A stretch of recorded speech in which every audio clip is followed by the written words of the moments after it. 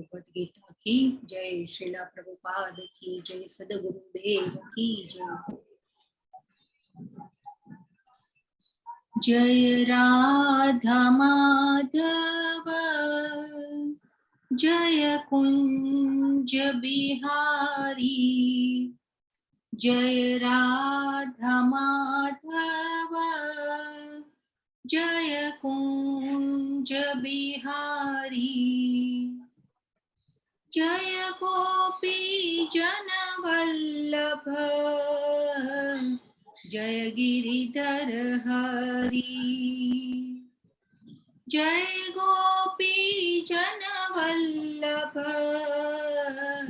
जय गिरिधर हरि।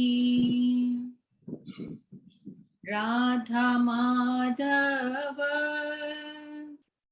जय कुंज बिहारी, यशोदानंदन ब्रज जन रंजन, यशोदानंदन ब्रज जन रंजन, जमुना तीर बनचारी, जय राधा माधव जय कुंज बिहारी। मुरली मनोहर करुणा सागर, मुरली मनोहर करुणा सागर, जय गोवर्धन हरि, जय राधा माधव जय कुंज बिहारी। हरे कृष्णा हरे राम जय राधा माधव जय कुंज बिहारी, जय गोपी जन वल्लभ जय गिरिधर हरि, जय गिरिधर हरि, जय गिरिधर हरि। हरे कृष्ण बद्दाने। हरे कृष्ण हरे कृष्ण हरे कृष्ण हरे कृष्ण हरे कृष्ण माताजी। ओके, तो खूब सरस। कोण कोण જોઈન થયું છે? કિરણ માતાજી, રીટા માતાજી, ફાલ્ગુની સોની માતાજી, જયેશ મકવાના પ્રભુ, જેની કટારિયા, કાલુભાઈ પટેલ, કૌશિકા માતાજી, કોમલ માતાજી, નીતા માતાજી, નીરુબેન માતાજી, નીતિન જોશી પ્રભુ, નિયતિ ભટ્ટ માતાજી, પરેશ પરમાર, રમેશ મેરિયા પ્રભુ, સચિન પ્રભુ, શ્યામા માતાજી, સોનલ પટેલ માતાજી, श्यामा माताजी, वर्षा शुक्ला माताजी, वसंता माताजी। हरे कृष्ण बधाने। हरे कृष्ण हरे कृष्ण। आजना 16मा दिवसे पण तमे बधा हरे कृष्ण तमे बधा दृढ़ निश्चयथी जोड़ाईने रह्या छो, तो आजने कहेवाय ने भगवाननी कृपा छे। અને આપણે કાલે વાત થઈ હતી ને કે cream out of the cream, cream out of the cream, cream out of the cream છો આપણે બધા જે છીએ જ્ઞાનની ચર્ચા કરી રહ્યા છે. નહીં તો આ જે મેસેજ છે આટલા લોકોને જાય છે. આપણે 10મા અધ્યાયનો 3જો શ્લોક જોયો તો હજારો મનુષ્યોમાંથી કોઈ એક જણ મને પામવાની કોશિશ કરે છે. ભગવાને કીધું હતું આપણને, આપણે મેરેથોનનું ચિત્ર જોયું હતું અને એ દ્વારા આપણે સમજાતા એ શ્લોકને. તો જેને કહેવાય કે તમારા બધાની ઉપર ભગવાનની કૃપા છે કે આ આપણને જ્ઞાન મળી રહ્યું છે અને તમને ભગવદ ગીતાને સમજવાની ઈચ્છા થઈ છે. તો આ જેને કહેવાય કે અનેક જન્મોની સ્મૃતિ હોય, ભગવાનની કૃપા હોય ત્યારે આ શક્ય બને. તો આજનો ખૂબ સરસ અધ્યાય આપણે દૈવી અને આસુરી સંપદ વિભાગ યોગ ભગવાને નામ આપ્યું છે અને એમાં ભગવાને દૈવી ગુણો અને આસુરી ગુણો વિશે બહુ ખૂબ સરસ રીતે સમજાવ્યું છે અને આજના અધ્યાયમાં આપણે સરસ રીતે સમજીશું. તો આપણા આજના અધ્યાયમાં મંગલદાને આપણે વધાવીએ. ओम अज्ञानतिमिरान्धस्य ज्ञानाञ्जनशलाकया चक्षुरुन्मिलितं येन तस्मै श्रीगुरवे नमः। श्रीचैतन्यमनोभीष्टं स्थापितं येन भूतले स्वयं रूप कदा मह्यं ददाति स्वपदान्तिकं। वन्देऽहं श्रीगुरौ श्रीयुतपदकमलं श्रीगुरून् वैष्णवांश्च श्रीरूपं सागरजातं सहगण रघुनाथान्वितं तं सजीवं साद्वैतं सावधूतं परिजनसहितं कृष्णचैतन्यदेवं श्रीराधा कृष्णपादान् सहगण ललिता श्री विशाखान्वितांश्च। हे कृष्ण करुणा सिन्धो दीनबन्धो जगत्पते गोपेश गोपिका कान्त राधा कान्त नमोस्तुते। तप्त काञ्चन गौरांगी राधे वृन्दावनेश्वरी वृषभानुसुते देवी प्रणमामि हरिप्रिये। वाञ्छाकल्पतरुभ्यश्च कृपा सिन्धुभ्य एव च पतितानां पावनेभ्यो वैष्णवेभ्यो नमो नमः। श्री कृष्ण चैतन्य प्रभो नित्यानंद श्री अद्वैत गदाधर श्रीवासादि गौर भक्त वृंद हरे कृष्ण कृष्ण कृष्ण हरे हरे हरे राम राम राम हरे हरे। हरे कृष्ण बधाने हरे कृष्ण जिग्नेश प्रभु। ओके तो कालना अध्यायમાં આપણે કાલના અધ્યાયનું નામ શું હતું? હરે કૃષ્ણ પૂર્ણ પુરુષોત્તમ યોગ. યસ, ખૂબ સરસ. પૂર્ણ પુરુષોત્તમ યોગ. કાલે આપણને ભગવાને શું કીધું? આપણને કાલના અધ્યાયમાં આપણે શું સમજ્યા કાલના અધ્યાય દ્વારા? કોઈ કહી શકશે? હરે કૃષ્ણ. કાલના અધ્યાયમાં આપણે ખૂબ સરસ રીતે ભગવાને ભૌતિક જગતની અને આધ્યાત્મિક જગતનો ફરક બતાવ્યો હતો આપણને. હરે કૃષ્ણ. કોઈ કહેશે કે આધ્યાત્મિક જગતમાં શું હોય છે અને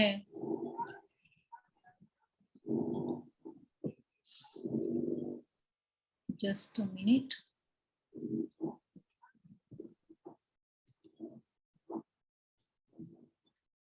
તો આજનો જે અધ્યાય દૈવી આસુરી સ્વભાવ, ખૂબ સરસ અધ્યાય છે આજનો.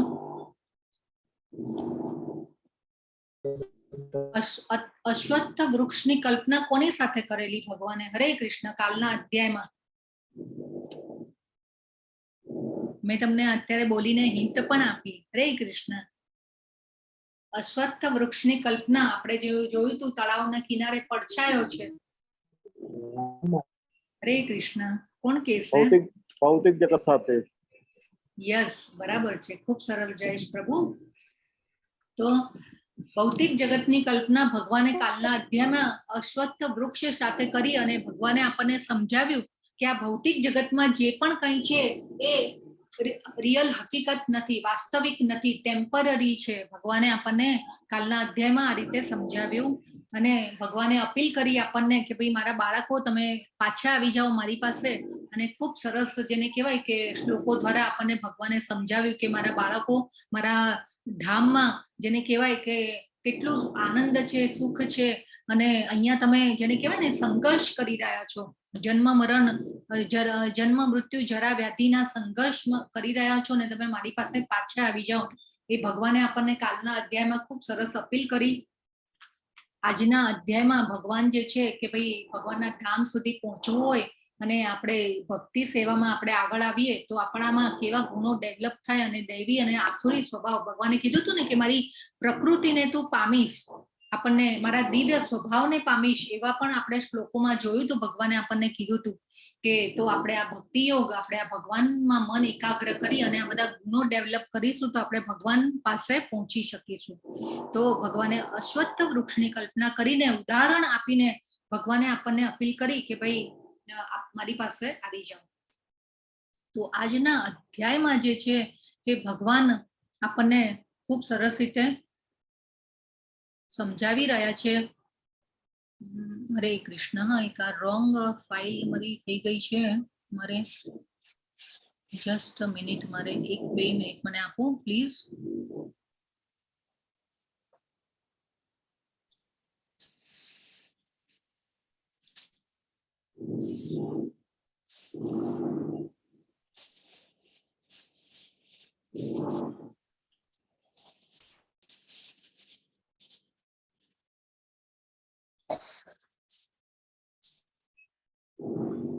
માતાજી તમારા અવાજમાં પણ કોઈ ડિસ્ટર્બન્સ આવે છે.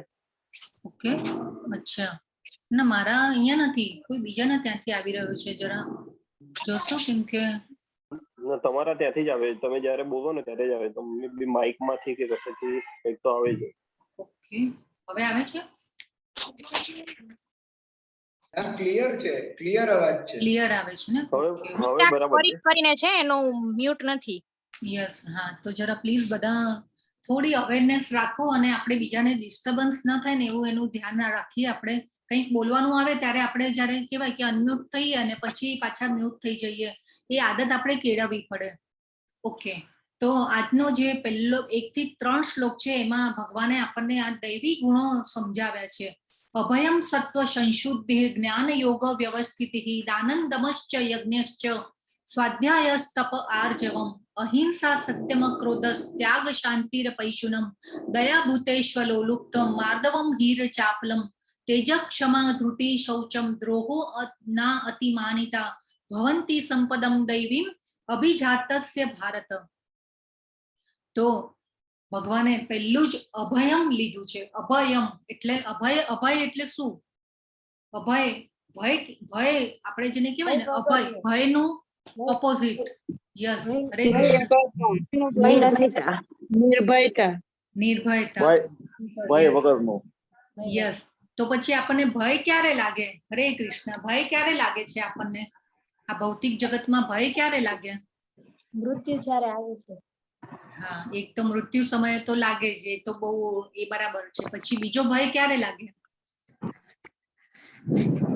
ભૌતિક દુનિયામાં યસ, બોલો બોલો, એક જણ કરીને બોલો. હરે કૃષ્ણ. ખોટું કામ કર્યું હોય ત્યારે. હા, કોણ બોલ્યું ખોટું કામ કરીએ ત્યારે? હરે કૃષ્ણ, કોણ બોલ્યું?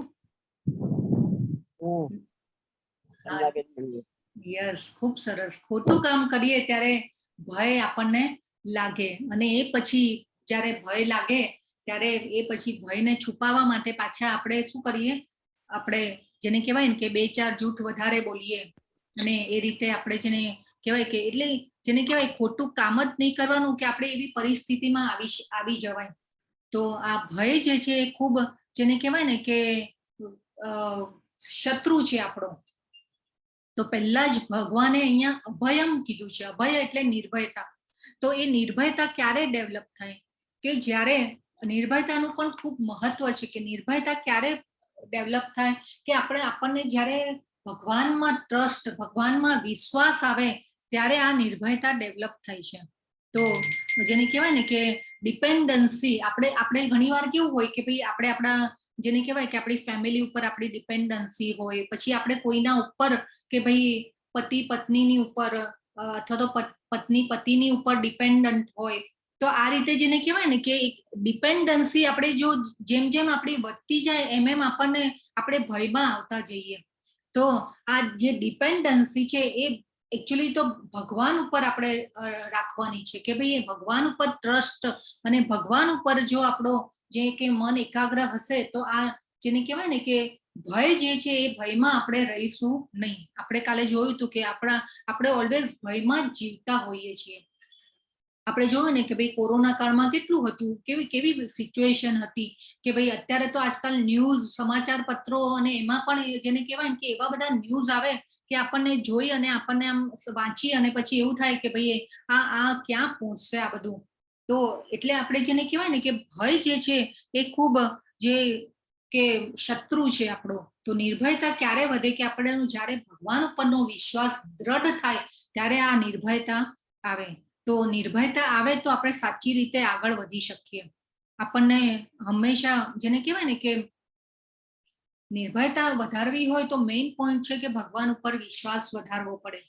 તો વિશ્વાસ અને શ્રદ્ધા વધારીશું તો નિર્ભયતા આવશે કે નહીં ભગવાન મારું જે પણ કરશે એ બરાબર કરશે, મારી પાત્રતા અનુસાર મને આપ્યું છે તો એમાં હું ખુશ છું અને આપણે ખરા ખોટા કામો કરવાના નથી. આપણે જે લાઈફસ્ટાઈલનું હું વારંવાર આ રિપીટ કરું છું કે કેમ કે આપણી લાઈફસ્ટાઈલનું જે ધોરણ જે છે એ એટલું ઊંચું આવી ગયું છે અને એ પછી એને મેન્ટેન કરવા માટે થઈ અને એ પછી આપણે જેને કહેવાય કે ખરા ખોટા કામો કરીએ અને એ એટલે ખરા ખોટા કામો એટલે સકામ કર્મો, એટલે આપણી ઈચ્છા સાથેના બધા જે બી કર્મો કરીએ એને સકામ કર્મો કહેવાય.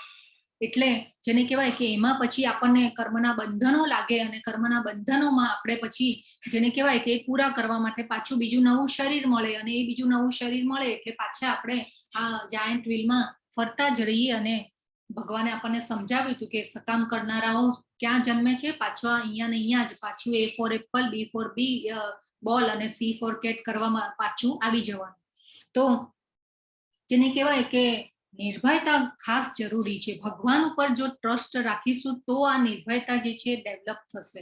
એટલે આપણી નિર્ભયતા કેવી હોય કે ભાઈ જેને કહેવાય ને કે આપણને કોઈ જાતનો ભય ન લાગે, આપણે ક્યાંય પણ એકલા જઈ શકીએ. આપણી જે ભૌતિક જગતની જે દ્રષ્ટિ છે ને એ આવી છે કે ભાઈ કંઈ પણ જેને કહેવાય ને કે આપણે અંધારા રસ્તા ઉપર બી આપણે એકલા જઈ શકીએ કે કોઈ ન હોય તોય હું બધે આવી રીતે જઈ શકું. તો આપણે એ ટાઈપની જેને કહેવાય ને નિર્ભયતા હોય, ડર ન લાગે, એને આપણે નિર્ભયતા કહીએ. પણ ભગવાનની મેં તમને પહેલા પણ વાત કરી હતી કે ભગવાનની જે બધી વ્યાખ્યાઓ છે એ બધી અલગ અલગ વ્યાખ્યાઓ છે. તો આ રીતે નિર્ભયતા જે છે એ ખાસ આપણને જરૂરી છે. તો આપણે ઓલવેઝ આ ભયમાં જીવતા હોઈએ છીએ કે આપણને ભય શેનો લાગે કે ભાઈ આવક અને જાવકનો ભય, શરીરની બીમારીનો ભય, કાલ ઉઠીને કંઈ પાછો નવો વાયરસ આવી જશે તો આપણા ધંધા પાણી બેસી જશે અને એ પછી જેને કહેવાય કે ધંધા પાણી બેસશે ને શું થઈ જશે ને શું થશે ને આપણે એટલે ઓલવેઝ જેને કહેવાય ને કે ભયમાં જ જીવતા હોઈએ છીએ. તો જે કહેવાય કે આ કરવાનું નથી. જલ્પા માતાજી, મેં જિગ્નેશ પ્રભુને બનાવ્યા છે. હવે બીજું હોસ્ટ તમને હું બનાવી નથી શકતી, આપણે જોઈએ આગળ પછી. તો એટલે ભય જે છે એક વસ્તુ છોડીએ ત્યાં પાછો બીજો ભય આવે તો અને આ જેને કહેવાય ને કે આપણા મોહ શોખ વધતા જાય ને પછી આપણી ઈચ્છાઓ પૂરી ન થાય ને એ ઈચ્છાઓ પૂરી ન થાય એટલે પછી આપણે જેને કહેવાય કે એની જે દોડ હોય અને એ ઈચ્છાઓ પૂરી ન થાય એટલે પછી આપણને ક્રોધ આવે ને ક્રોધમાં પછી આપણે રોંગ ડિસિઝન લઈએ ને જેને કહેવાય કે આ ભયનું જે વાતાવરણ છે આ રીતે ચાલતું જ રહેવાય છે અને ઈચ્છાઓ તો ક્યારે પણ પૂરી થવાની જ નથી. તો નિર્ભયતા આવે તો બીજા ગુણો જે છે આપોઆપ ડેવલપ થઈ જવાના છે. આપણે આ બીજા ગુણો વિશે હવે પાછું આગળ આપણે સમજીશું. તો અભયમ પહેલું લીધું છે ભગવાને. એ પછી જ્ઞાન યોગ વ્યવસ્થિત. જ્ઞાનમાં જો આપણે જ્ઞાનમાં ભગવાનના ભગવદ્ ગીતાના જ્ઞાનમાં જો આપણે દ્રઢ થઈશું અને આપણે આત્મસાત કરીશું આપણા જીવનમાં તો સત્વ સંશુદ્ધિ એટલે આત્મ સંયમ જે છે આપોઆપ આવી જશે. તો આપણે આધ્યાત્મિક જ્ઞાનમાં વધારો કરવો એટલે બીજો અર્થ એમ કહી શકાય કે ભાઈ આપણી ચેતનાની શુદ્ધિ કરવી. તો આ ખૂબ જરૂરી છે કે આપણી ચેતના જો શુદ્ધ થશે, એનું પ્યોરિફિકેશન થશે તો આપણી કોન્શિયસનેસનું પ્યુરિફિકેશન થશે તો આત્મશુદ્ધિ જે છે એ આપોઆપ આવવા લાગશે. તો આપણે આત્મશુદ્ધિ માટે જેને કહેવાય ને કે શું કરવાનું છે? આપણે ભોગ લગાવવાનું છે, એ પછી જેને કહેવાય કે ભગવાનના મંત્ર જાપ કરવાના છે. કેટલું ભગવાને આપણને હવે આ અધ્યાયોમાં બધામાં સમજાવી દીધું. તો જ્ઞાન આ જેને કહેવાય ને કે ધીરે ધીરે પછી આપણું પવિત્રીકરણ થતું જાય. જેમ જેમ ભક્તિમાં આગળ આપણે આવતા જઈએ આપણું પવિત્રીકરણ થતું જાય, આપણા શરીરના કલ્મશો ઓછા થતા જાય, આપણા કર્મો બળતા જાય. અને આપણે એ પણ વાત થઈ હતી કે મનુષ્ય યોની જે કેવી છે કે જેને કહેવાય કે એમાં આપણે જે નવા કર્મો ઉત્પન્ન કરી શકીએ, સારા કર્મો, નિષ્કામ કર્મ, અને આપણા જે પાપ કર્મો હોય કે જૂના જે આપણે જે જાણતા અજાણતા અનર્થ કરતા હોઈએ છીએ તો એવા કર્મોને આપણે બાળી પણ શકીએ ભક્તિ દ્વારા. તો આ મનુષ્ય યોનિમાં જ ઓપ્શન છે, બાકી કોઈ યોનિમાં પશુ યોની છે એ ભોગ યોની છે. વનસ્પતિની યોની, પશુ યોની, પ્રાણીઓ, પક્ષીઓ જે પણ યોની જે છે એ બધી ખાલી ઓનલી ભોગ યોની છે કે જે એના કર્મોને ખાલી એ યોનીમાં રહી અને એ લોકોએ બાળવાના હોય છે પણ એમાં નવા કર્મ ઉત્પન્ન કરી શકાતા નથી. પણ અહીંયા ભગવાને તો આપણને ઓપ્શન આપ્યો છે, બુદ્ધિ આપી છે આપણને અને શાસ્ત્રોનું જ્ઞાન આપ્યું છે. તો આપણે એ જ્ઞાન લઈ અને એને આત્મસાત કરી અને આપણા જે એને કહેવાય કે કર્મો સારા ઉત્પન્ન કરી શકીએ છીએ. આધ્યાત્મિક કર્મો દ્વારા એ આપણે આધ્યાત્મિક સ્પિરિચ્યુઅલ લાઈફમાં આપણે ઉપર આવી અને ભગવાન સુધી પહોંચી શકીએ છીએ. તો આ ખૂબ જરૂરી છે. અભયમ સત્વ સંશુદ્ધિર જ્ઞાન યોગ વ્યવસ્થિતિ. એટલે આપણે આ ભગવદ્ ગીતાના જ્ઞાન, ભાગવતમનું પઠન, તો એ બધું આપણે જ્ઞાન એમાં જેને કહેવાય ને કે એ જ્ઞાનમાં આપણે વ્યવસ્થિત થઈ અને આપણે સત્વ સંશુદ્ધિ એટલે આત્મ સંશુદ્ધિ કરવાની છે. એ પછી આવે છે દાનન. આ ખૂબ ઇમ્પોર્ટન્ટ છે દાનન. જો અહીંયા બાજુમાં ફોટામાં પણ જેને કહેવાય કે સત્વ સંશુદ્ધિ અહીંયા આ જેને કહેવાય કે ભગવાન આ મંદિરોમાં જેને કહેવાય ભક્તો છે મંદિરની સફાઈ પણ કરી રહ્યા છે કે બધા કેવું સરસ અહીંયા સંકીર્તન ચાલી રહ્યું છે, ચૈતન્ય મહાપ્રભુજી સંકીર્તન કરી રહ્યા છે. તો આપણી આત્મ સત્વ સંશુદ્ધિ ક્યારે થશે? જ્યારે આપણે આ જ્ઞાન મળશે. નહીં તો જો અજ્ઞાનમાં રહીશું તો જેને કહેવાય કે આ જાયન્ટ વ્હીલમાં ફરતા જ રહેવાનું છે ને 84 લાખ યોની તો આપણા માટે રેડી જ છે. અને ભગવાને આપણને પ્રકૃતિના ગુણો અધ્યાયમાં આપણને સમજાવી દીધું કે આપણે કયા ગુણમાં હોઈશું તો આપણી કેવી ગતિ થશે. એટલે હંમેશા આપણે સત્વ ગુણમાં રહેવાની કોશિશ કરવાની છે. તો દાન જે છે ખૂબ મહત્વનું છે. અહીંયા ભગવાને એ પણ સમજાવ્યું છે, ખૂબ સરસ રીતે સમજાવ્યું છે. આપણે જેને કહેવાય ને કે આ દાનનો જે ઓપ્શન છે એ પણ ગૃહસ્થાશ્રમીઓ માટે છે. તો દાન જે છે સુપાત્ર વ્યક્તિઓને અપાવવું જોઈએ. એ પછી જેને કહેવાય કે આજીવિકાની આપણી જે પણ કમાણી હોય પ્રામાણિક સાધનો દ્વારા થવી જોઈએ. તો સત્વગુણ, રજોગુણ, તમોગુણ આ ત્રણેયમાંથી સત્વગુણમાં અપાતું દાનની ભલામણ જેને કહેવાય કે શાસ્ત્રોએ કરેલી છે. હવે આપણે જે છીએ ને કે આપણે ઘણીવાર કેવું કે ભાઈ આપણે રસ્તામાં ટ્રાવેલ કરતા હોઈએ કે ક્યાંય પણ આવતા જતા હોઈએ અને આપણે જેને કહેવાય કે આપણે એમ કરી લે કે આપણે એમ વિચારીએ કે ભાઈ ચલો પુણ્યનું ભાથું બાંધીએ અને આપણે આપી દેતા હોઈએ છીએ. પણ અહીંયા ભગવાને ખાસ કીધું છે અને પ્રભુપાદે પણ ભગવદ્ ગીતામાં ખૂબ સરસ રીતે સમજાવ્યું છે કે દાન જેને કહેવાય ને કે સત્વ ગુણમાં કરેલું દાન શાસ્ત્રોએ ભલામણ કરી છે. હવે આ જે આપણે દાન કરીએ, હવે ટ્રાવેલ કરતા હોઈએ કે કોઈ જગ્યાએ જતા હોઈએ ને કોઈને આપી દીધું, હવે એ આપ્યા પછી જેને કહેવાય કે એ જે વ્યક્તિ છે આપેલ વ્યક્તિ છે એ વ્યક્તિ એ આપણા ધન દ્વારા શું કરે છે કે ભાઈ કયા એના હેતુ માટે યુઝ કરે છે એ આપણને ખબર નથી. તો એના દ્વારા એ કોઈ પાપ કર્મ બી કરતો હોય કે ભાઈ જે બી ખરાબ વ્યસન કરતો હોય કે કંઈ પણ હોય, પણ એને તો લાગે જ છે, પણ એનું સાથે સાથે આપણને પણ એ જોડી દેતા હોઈએ છીએ આપણે પણ. એટલે આ રીતે પણ આપણે કર્મનું બંધન લેતા હોઈએ છીએ. તો જેને કહેવાય કે કૃષ્ણ ભાવનામૃતમાં માટે જે દાન અપાય છે એ સત્વગુણ દાન હોય છે અને એની ભલામણ કરી છે શાસ્ત્રોએ. તો આપણે જેને કહેવાય કે લક્ષ્મી કોની છે? તો માધવની છે. માધવ, આપણે જો માધવ શબ્દ આપણે યુઝ થયેલો અર્જુનજીએ ભગવાનને કીધા હતા માધવ, તો આપણે જીતના કારણોમાં જોયું હતું. તો માધવ એટલે લક્ષ્મીજીના ભગવાન છે, લક્ષ્મીજી છે ભગવાનના સહચરી છે અને માધવ કીધા છે. તો લક્ષ્મી કોની છે? માધવની છે. અને એ માધવ પાસે જવી જોઈએ એવું વિચારી અને આપણે જો કૃષ્ણ ભાવનામૃતનો જે પણ પ્રચાર કરતા હોય ત્યાં આપણે જો જેને કહેવાય કે દાન કરીએ છીએ તો એ સત્વગુણમાં રહેલું દાન કહેવાય છે. તો અને જે રજોગુણમાં જે દાન થાય છે, આપણે જે રજોગુણમાં હોઈએ તો આપણે શું કરીએ કે ભાઈ આપણે વિચાર થાય કે ભાઈ આટલું મને આપ્યું છે ભગવાને, તો લાવ હું પુણ્યનું ભાથું બાંધી લઉં અને જેને કહેવાય ને કે ભાઈ મૃત્યુ તો થવાનું જ છે, હવે થોડા હવે પૈસા ભેગા થયા છે તો આપણે થોડું પુણ્યનું ભાથું બાંધીને જઈએ, આપણે એવું વિચારીએ. પણ એ પુણ્યનું ભાથું આપણે આપણી ઈચ્છાઓ, મનના એક ખૂણે એવી ઈચ્છાઓ રહેલી હોય છે કે ભાઈ જેને કહેવાય ને કે ભાઈ હું પુણ્યનું ભાથું બાંધી લઉં.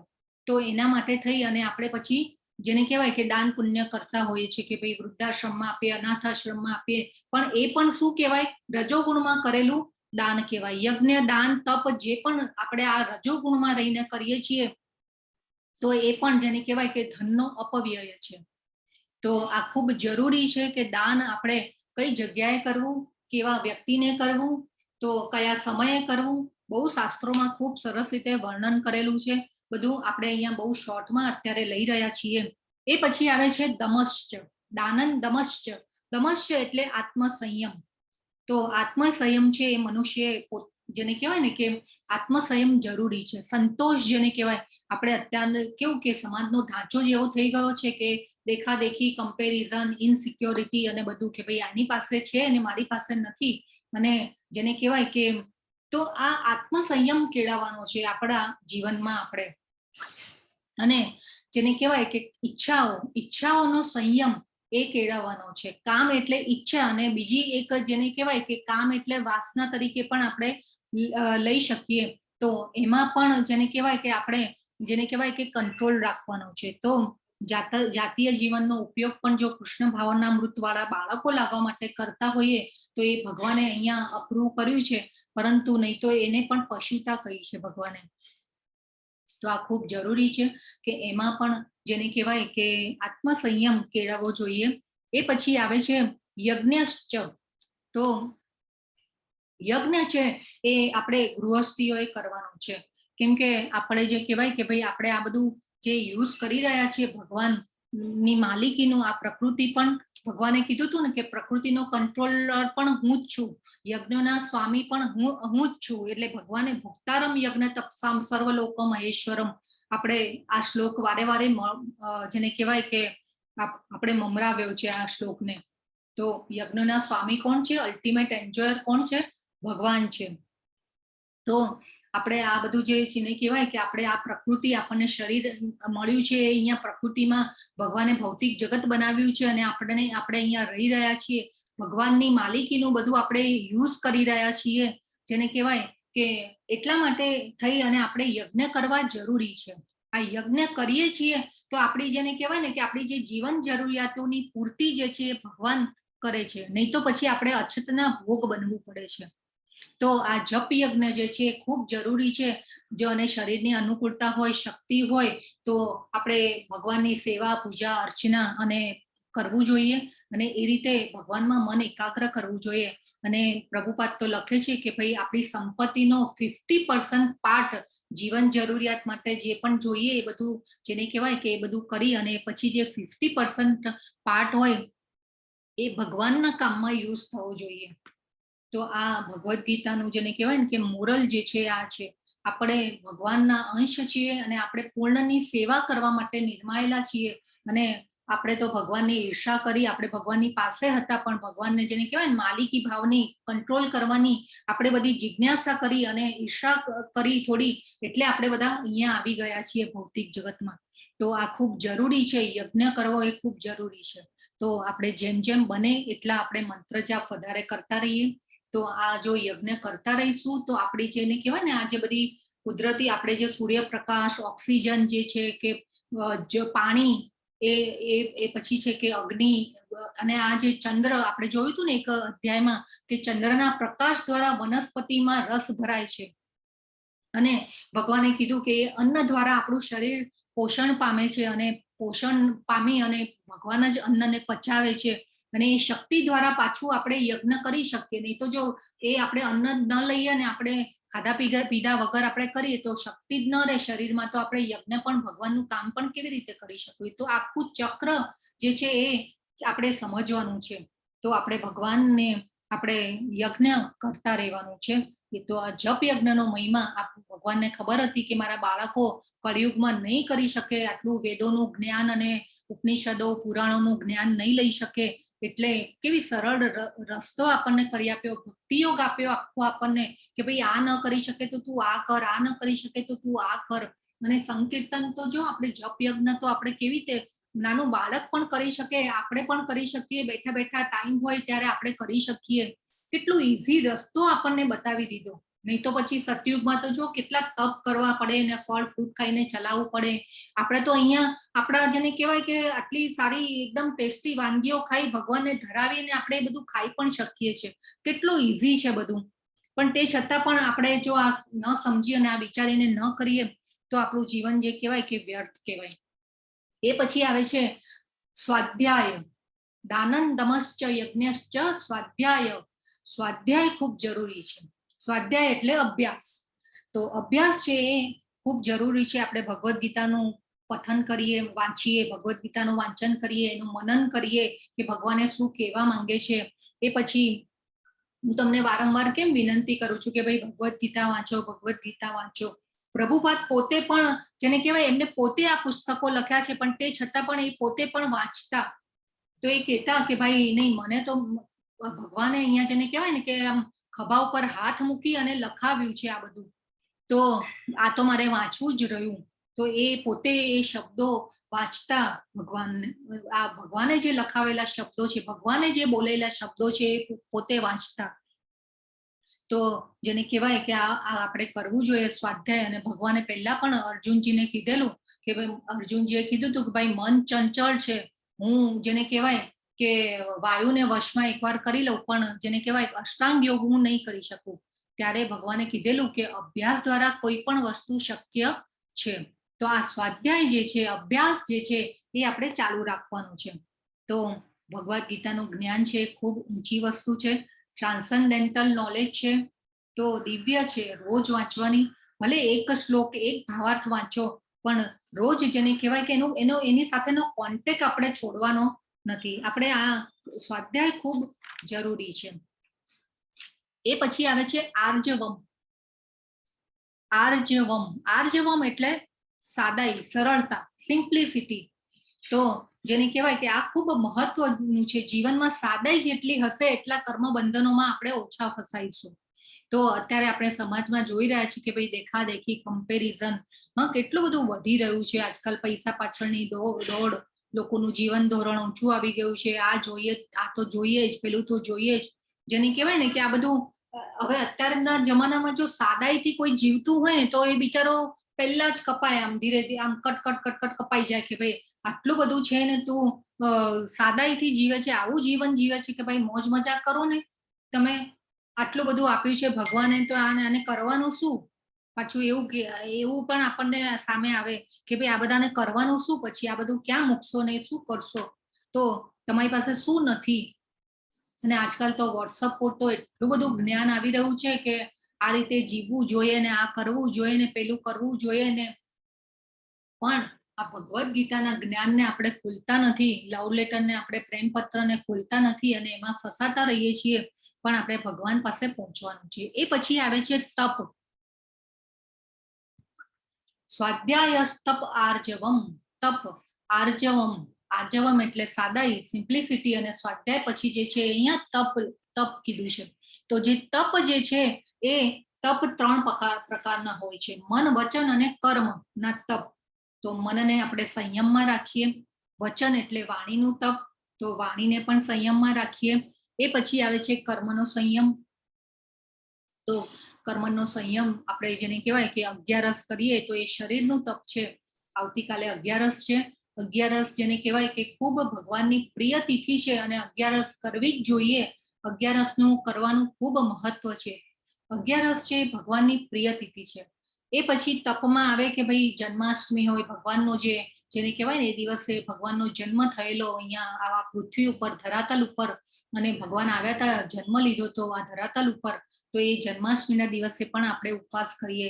એ પછી શુદ્ધ ભક્તોના આવિર્ભાવ, તિરોભાવ દિવસ ઉપર પણ આપણે ઉપવાસ કરીએ તો એ ખૂબ સારું. એ બધા જે કહેવાય કે તપ, તો આ જે તપ જે છે એ શારીરિક તપ થયા. અને આ તપ કરવાથી જેને કહેવાય ને કે આપણી આધ્યાત્મિક પ્રગતિમાં ઉન્નતિ થાય છે. તપનું પણ શાસ્ત્રોમાં ખૂબ મહત્વ બતાવેલું છે. ઉપવાસ કરવાનું પણ ખૂબ મહત્વ બતાવ્યું છે શાસ્ત્રોમાં. એ પછી જેને કહેવાય કે સૂર્યોદય પહેલા ઉઠવાનું પણ ખૂબ મહત્વ બતાવ્યું છે શાસ્ત્રોમાં. તો બ્રહ્મ મુહૂર્તમાં ઉઠી અને જો આપણે વહેલા ઉઠી જતા હોય તો એ ટાઈમમાં આપણી ચેતના જે છે શુદ્ધ હોય છે. અને એ શુદ્ધ સત્વમાં કરેલું કોઈ પણ કાર્ય જેને કહેવાય કે આપણે જન્મોજન્મ આપણી સાથે ને સાથે આવે છે. તો આ ખૂબ જરૂરી છે તપ. 11 ના દિવસે જે લાસ્ટ બેચમાંથી તો એટલા બધા ઘણાના મેસેજ આવે મારી ઉપર કે આજે 11 કરી, 11 ના દિવસે જેને કહેવાય ને ઇસ્કોનના ભક્તો તો 16 માળા તો બધા લગભગ કરતા જ હોય, પણ એક 16 માળાનું જે કહેવાય ને કે ભાઈ આચાર્યએ એક 16 માળા કરવાની બધાને કીધેલું છે, પણ એ 16 માળા તો કરે જ, પણ એ પછી પણ 11 ના દિવસે જેને કહેવાય કે 32, 64, 72 માળાઓ કરવા વાળા પણ ભક્તો છે અને બધા કરે છે. અને ઘણીવાર તો એવા મેસેજ આવે કે ની 12 ના દિવસે તો આ ઉપવાસ 11 નો કર્યો અને 12 ના દિવસે જેને કહેવાય કે આ મંત્ર કરવામાં એટલી બધી ધ્યાન લાગ્યું કે ઓલું જેને કહેવાય ને કે પેટ ખાલી હોય અને જેને કહેવાય શુદ્ધિ થઈ હોય શરીરની. તો આપણે જ્યારે આ ઉપવાસ કરીએ છીએ ત્યારે જેને કહેવાય ને કે સાયન્સની દ્રષ્ટિએ પણ આપણા જે અંદરના અવયવો જે છે આપોઆપ પોતાની જેને કહેવાય ને શુદ્ધિ કરે છે. ભગવાને એવી રચના વ્યવસ્થા કરેલી છે કે આપોઆપ જ એ શુદ્ધિ થતી હોય. આપણા જે અંદરના અવયવો હોય, આપણે ન ખાઈએ ત્યારે એ અવયવો એ અંગો બધા શુદ્ધિ પોતપોતાની શુદ્ધિ જાતે જ કરતા હોય છે, પણ એ આપણે ટાઈમ આપતા નથી. એ આપણે અંગોને આપણો આખો દિવસ જેને કહેવાય ને ખાવામાં જ જતો હોય છે. આપણે હજી તો એ સવારનું લંચ હજી પચ્યું ન હોય ત્યાં પાછી બપોરે નાસ્તો કરીએ, બપોરે નાસ્તાનું ન પચ્યું હજી ત્યાં તો પાછું રાત્રે ખાઈએ. તો જેને કહેવાય ને આપણા અંગો એને પચાવવાની જ ક્રિયામાં ઉજવાયેલા રહે છે, એટલે એમને ટાઈમ જ નથી રહેતો કે ભાઈ એ સફાઈ કરે. તો જેને કહેવાય ભગવાને એવી રચના કરી છે કે આપણે નથી ખાતા તો ભગવાન અંદરના અવયવો જે છે એ આપોઆપ શુદ્ધિ કરે છે. આ રોગોનું કારણ કેમ વધ્યું છે કે આખો દિવસ ખાવાની વૃત્તિ, એકચ્યુઅલી 2 મીલ વચ્ચે 7 to 8 અવર્સનો જેને કહેવાય કે ગેપ હોવો જોઈએ. તો ભગવાન હજી આહાર માટે પણ ઘણું સમજાવશે આપણને કે આપણે કેવો આહાર લેવો જોઈએ ને શું છે. આપણે આગળ હજી ઘણી વાતો કરીશું. તો જેને કહેવાય કે આ ધ્યાન, આ તો મન વચન અને કર્મનું તપ, એટલે કે ભાઈ આપણે સ્ટ્રેટ ફોરવર્ડ રહીએ. મનના વિચારોમાં, વર્તનમાં, આપણા કાર્યમાં ફેરફાર ન હોવો જોઈએ. ઘણાને કેવું કે ભાઈ ડુપ્લિસિટી હોય કે ભાઈ બોલે કંઈક અને કરે કંઈક. તો આ જે ડુપ્લિસિટી જે છે એ ન હોવી જોઈએ. તો જેને કહેવાય ને કે મોઢા ઉપર સારું સારું બોલે અને પછી પાછળ જેને કહેવાય કે બધું જેને કહેવાય કે ઘણું બધું ચાલતું હોય. તો અત્યારે જેને કહેવાય ને કે ભાઈ ફટ દઈને આમ બોલે ને આમ કંઈક એકદમ ફાસ્ટ હાજર જવાબી માણસ હોય તો એને સ્માર્ટનેસમાં ગણવામાં આવે છે. પણ એ જેને કહેવાય કે આમ પાછા પ્રાઉડથી આપણને ઘણીવાર કહે પણ ખરા કે ભાઈ એક હું તો છે ને ફટ કરતું ફટ કહી દઉં કે ભલે ને એમ કે એકવાર માટે ભલે ખરાબ લાગે પણ જેને કહેવાય કે હું તો કહી દઉં, પછી પાછળથી મારા મનમાં કાંઈ હોતું નથી. નહીં, પણ આવી રીતે જેને કહેવાય કે આપણે કોઈને બોલી ન શકાય. આ બધી ભગવાનની અર્જુન પાસેથી આ બધી ક્વોલિટી આપણે ગ્રહણ કરવાની છે. તો જેને કહેવાય કે ખૂબ સરસ રીતે ભગવાન અને અર્જુનને જો આપણે સમજીશું ને તો આપણા જીવનમાં બહુ બધો ચેન્જ આવી જશે. એ પછી આવે છે અહિંસા. અહિંસા એટલે આપણે સમજાતા એ ખૂબ જ મહત્વનો છે. અહિંસા એટલે આપણે કોઈ જીવને દુઃખ ન પહોંચાડવી, હિંસા ન કરવી એટલે અહિંસા કહેવાય. તો આપણે પ્રભુપાદ ખૂબ સુંદર રીતે આનું પણ સમજાવ્યું છે. આ જે 1 થી 3 શ્લોક છે ને એ ખૂબ મહત્વના છે અને એના માટે પ્રભુપાદે જેને કહેવાય ને કે 4 થી 5 પેજ લીધા છે ભગવદ્ ગીતામાં સમજાવવા માટે. તો ભગવાન પ્રભુપાદ સમજાવે છે કે કોઈ પણ જીવ હોય તેનો વિકાસ થતો હોય તેમાં આપણે બાધારૂપ ન આવવું જોઈએ. હવે આપણે ઘણીવાર વિચારીએ કે ભાઈ હવે આપણા પગ નીચે આવી અને સપોઝ આપણા અજાણતા જ આ પગ નીચે આવી અને કોઈ જીવ જે છે કે ભાઈ એ મરી ગયું અને આપણે એ વસ્તુ અજાણતા કરી છે, પણ એ જેને કહેવાય કે કીડી આવીને આપણા પગ નીચે ચગદાઈ ગઈ કે મરી ગઈ કે એ જે થાય તો એમાં શું થાય કે ભાઈ એ કીડી જે છે એની ભોગ યોનિમાં એને એના કર્મો અનુસાર એવું શરીર મળ્યું છે અને એ જે કહેવાય કે ભાઈ કીડી પાછું એ મરી જાય છે તો એને પાછું એ જ યોનિમાં પાછું ફરીવાર એનો જે સમય જે હોય એના માટે એને પાછો જન્મ લેવો પડે અને એને આવવું પડે. અને એટલે એને જે કહેવાય કે ભાઈ એનું જે પાપ આપણને લાગે એને હિંસા કહેવાય. તો આ રીતે આપણે એક સમજીએ તો આ રીતે આપણે વિચારી શકીએ. તો પ્રાણીઓ પક્ષીઓની યોનિમાં જેને કહેવાય કે ખાલી ભોગ યોનિ છે, એમાં જેને કહેવાય ને કે એ લોકોના કર્મો હોય એ બાળતા હોય એ લોકો એ યોનિમાં રહીને. તો આપણને તો ભગવાને મનુષ્ય જીવન આપ્યું છે અને જ્ઞાન આપ્યું છે, તો આપણે જેને કહેવાય કે આપણા જીવનનો ધ્યેય શું છે જરૂરથી જાણવો જોઈએ. એ પછી આવે છે સત્ય. સત્ય એટલે કોઈ પણ આપણા સ્વાર્થ માટે થઈને આપણે ખોટું ન બોલવું જોઈએ, એને સત્ય કહેવાય. તો આજના જમાનામાં એને પણ લોકો સ્માર્ટનેસ તરીકે જોતા હોય છે કે ભાઈ હા વેરી સ્માર્ટ ફેલો, કે ભાઈ ફટાફટ જેને કહેવાય ને હાજર બની, કેટલો હોશિયાર છે અને હાજર જવાબી પણ સારું છે. એવું નહીં કે પછી પોતાના લાભ માટે થઈ અને કંઈ ભરતું સડતું જ કહી દેવાનું. તો અને આપણે જે છે ને કે ભાઈ પર્સનાલિટી અને કેરેક્ટર વચ્ચે ઘણો બધો અંતર છે. પર્સનાલિટી આપણે ફોકસ પર્સનાલિટી ઉપર કરતા હોઈએ છીએ, આપણા કેરેક્ટર ઉપર કરવું જોઈએ એકચ્યુઅલી, કે આપણે વધારે ફોકસ પર્સનાલિટી ઉપર કરીએ છીએ તો આપણો જે વાણી વર્તન વ્યવહાર ઉપરથી આપણા કેરેક્ટરનું જેને કહેવાય કે ઓલું થતું હોય છે, એનાલાઇઝ આપણા કેરેક્ટર ઉપર થતું હોય છે. તો આ આપણા કેરેક્ટર ઉપર આપણે જેને કહેવાય કે ભાર આપવો પડે, પર્સનાલિટી ઉપર ન કરવું જોઈએ. તો આ ખૂબ જરૂરી છે. સત્ય અને કેરેક્ટર સત્ય દ્વારા ડેવલપ થશે તો આ ખૂબ જરૂર છે. એ પછી આવે છે ક્રોધ. અહિંસા સત્યમાં ક્રોધ. ક્રોધ એટલે ક્રોધ આપણે જેને કહેવાય ને કે ક્રોધ બધાને જ ખબર છે કે આપણે ક્રોધમાં આવીને કોઈક વાર રોંગ ડિસિઝન લઈ લેતા હોય છે. ગુસ્સામાં આવીને રોંગ ડિસિઝન લઈ લેતા હોય છે. આપણે એક કથા જોઈ હતી અંબરીશ મહારાજની અને દુર્વાસા મુનિની. તો જો દુર્વાસા મુનિ ક્રોધમાં આવી અને જેને કહેવાય કે આટલા મોટા યોગી હતા તે છતાં પણ કેવો ક્રોધ આવી અને એમને કેટલી બધી પરિસ્થિતિ ખરાબ થઈ ગઈ. પણ સામે અંબરીશ મહારાજ જે હતા આખા જેને કહેવાય પૃથ્વીના રાજા પણ ભગવાનની ભક્તિમાં લીન હતા, નવધા ભક્તિથી ભગવાનની ભક્તિ કરતા હતા. તો જેને કહેવાય કે કેવા બચી ગયા છે આટલા દુર્વાસા મુનિના આવા ક્રોધ સામે પણ. તો આ ખૂબ જરૂરી છે કે ક્રોધ ન કરવો જોઈએ. એ પછી આવે છે કે ત્યાગ. તો આપણને એવું થાય કે ભાઈ મારી પાસે જે છે એ છોડી દેવાનું, ભગવાન જે આપે એનો સ્વીકાર નહીં કરવાનો. તો આપણે એવું નથી કરવાનું. ભગવાન આપણે બટ નેચરલ છે કે આપણે કૃષ્ણની ભક્તિ કરતા હોય ને એ હોય એટલે ભગવાન થોડું જેને કહેવાય કે સુખ આપે અને એક સુખ સંપત્તિ આપે એટલે આપણે પછી એ સુખો ભોગવવામાં આપણી ઇન્દ્રિય તૃપ્તિ કરવામાં આપણે લાગી પડીએ છીએ.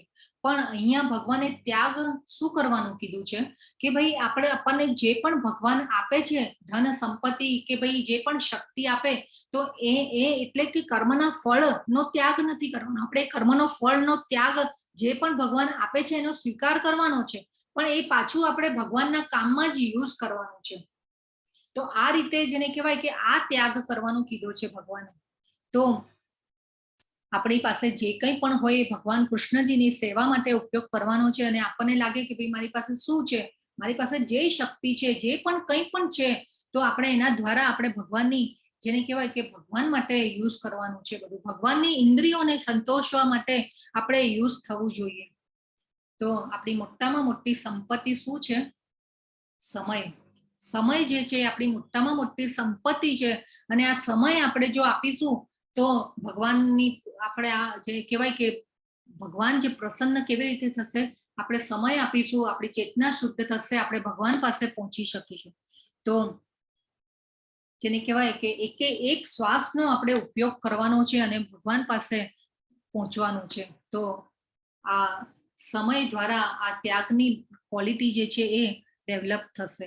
તો ભગવાન કહેવાય કે ભાઈ ધનનો ઉપયોગ જો આપણે ભગવાનના કામમાં આપી શકીએ તો એ તો શ્રેષ્ઠ છે જ, પણ આ સમય જો આપી શકીએ તો એ એનાથી પણ શ્રેષ્ઠ છે.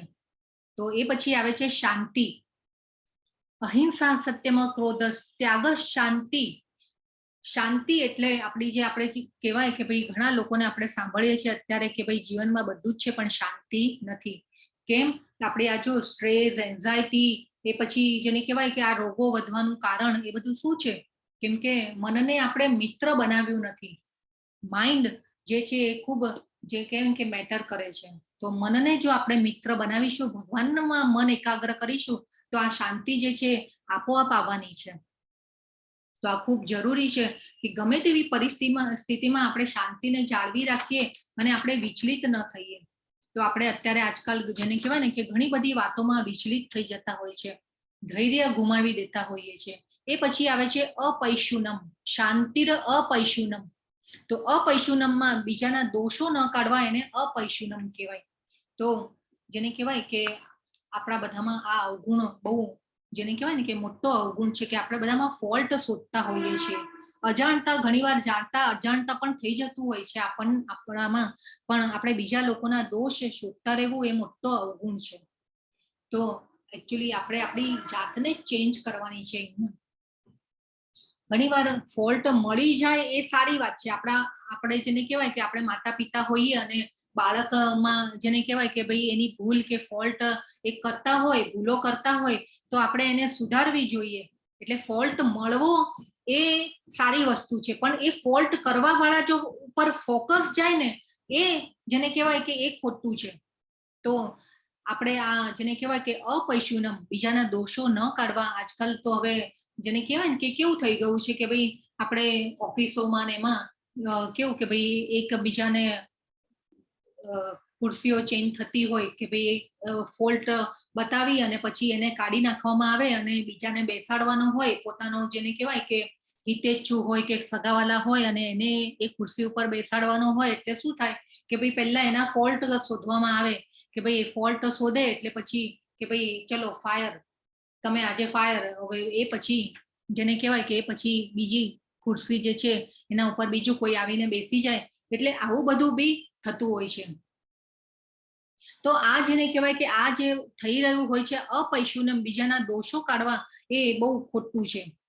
તો ભગવાન જે કહેવાય કે એ ન કરવું જોઈએ. એ પછી આવે છે દયા.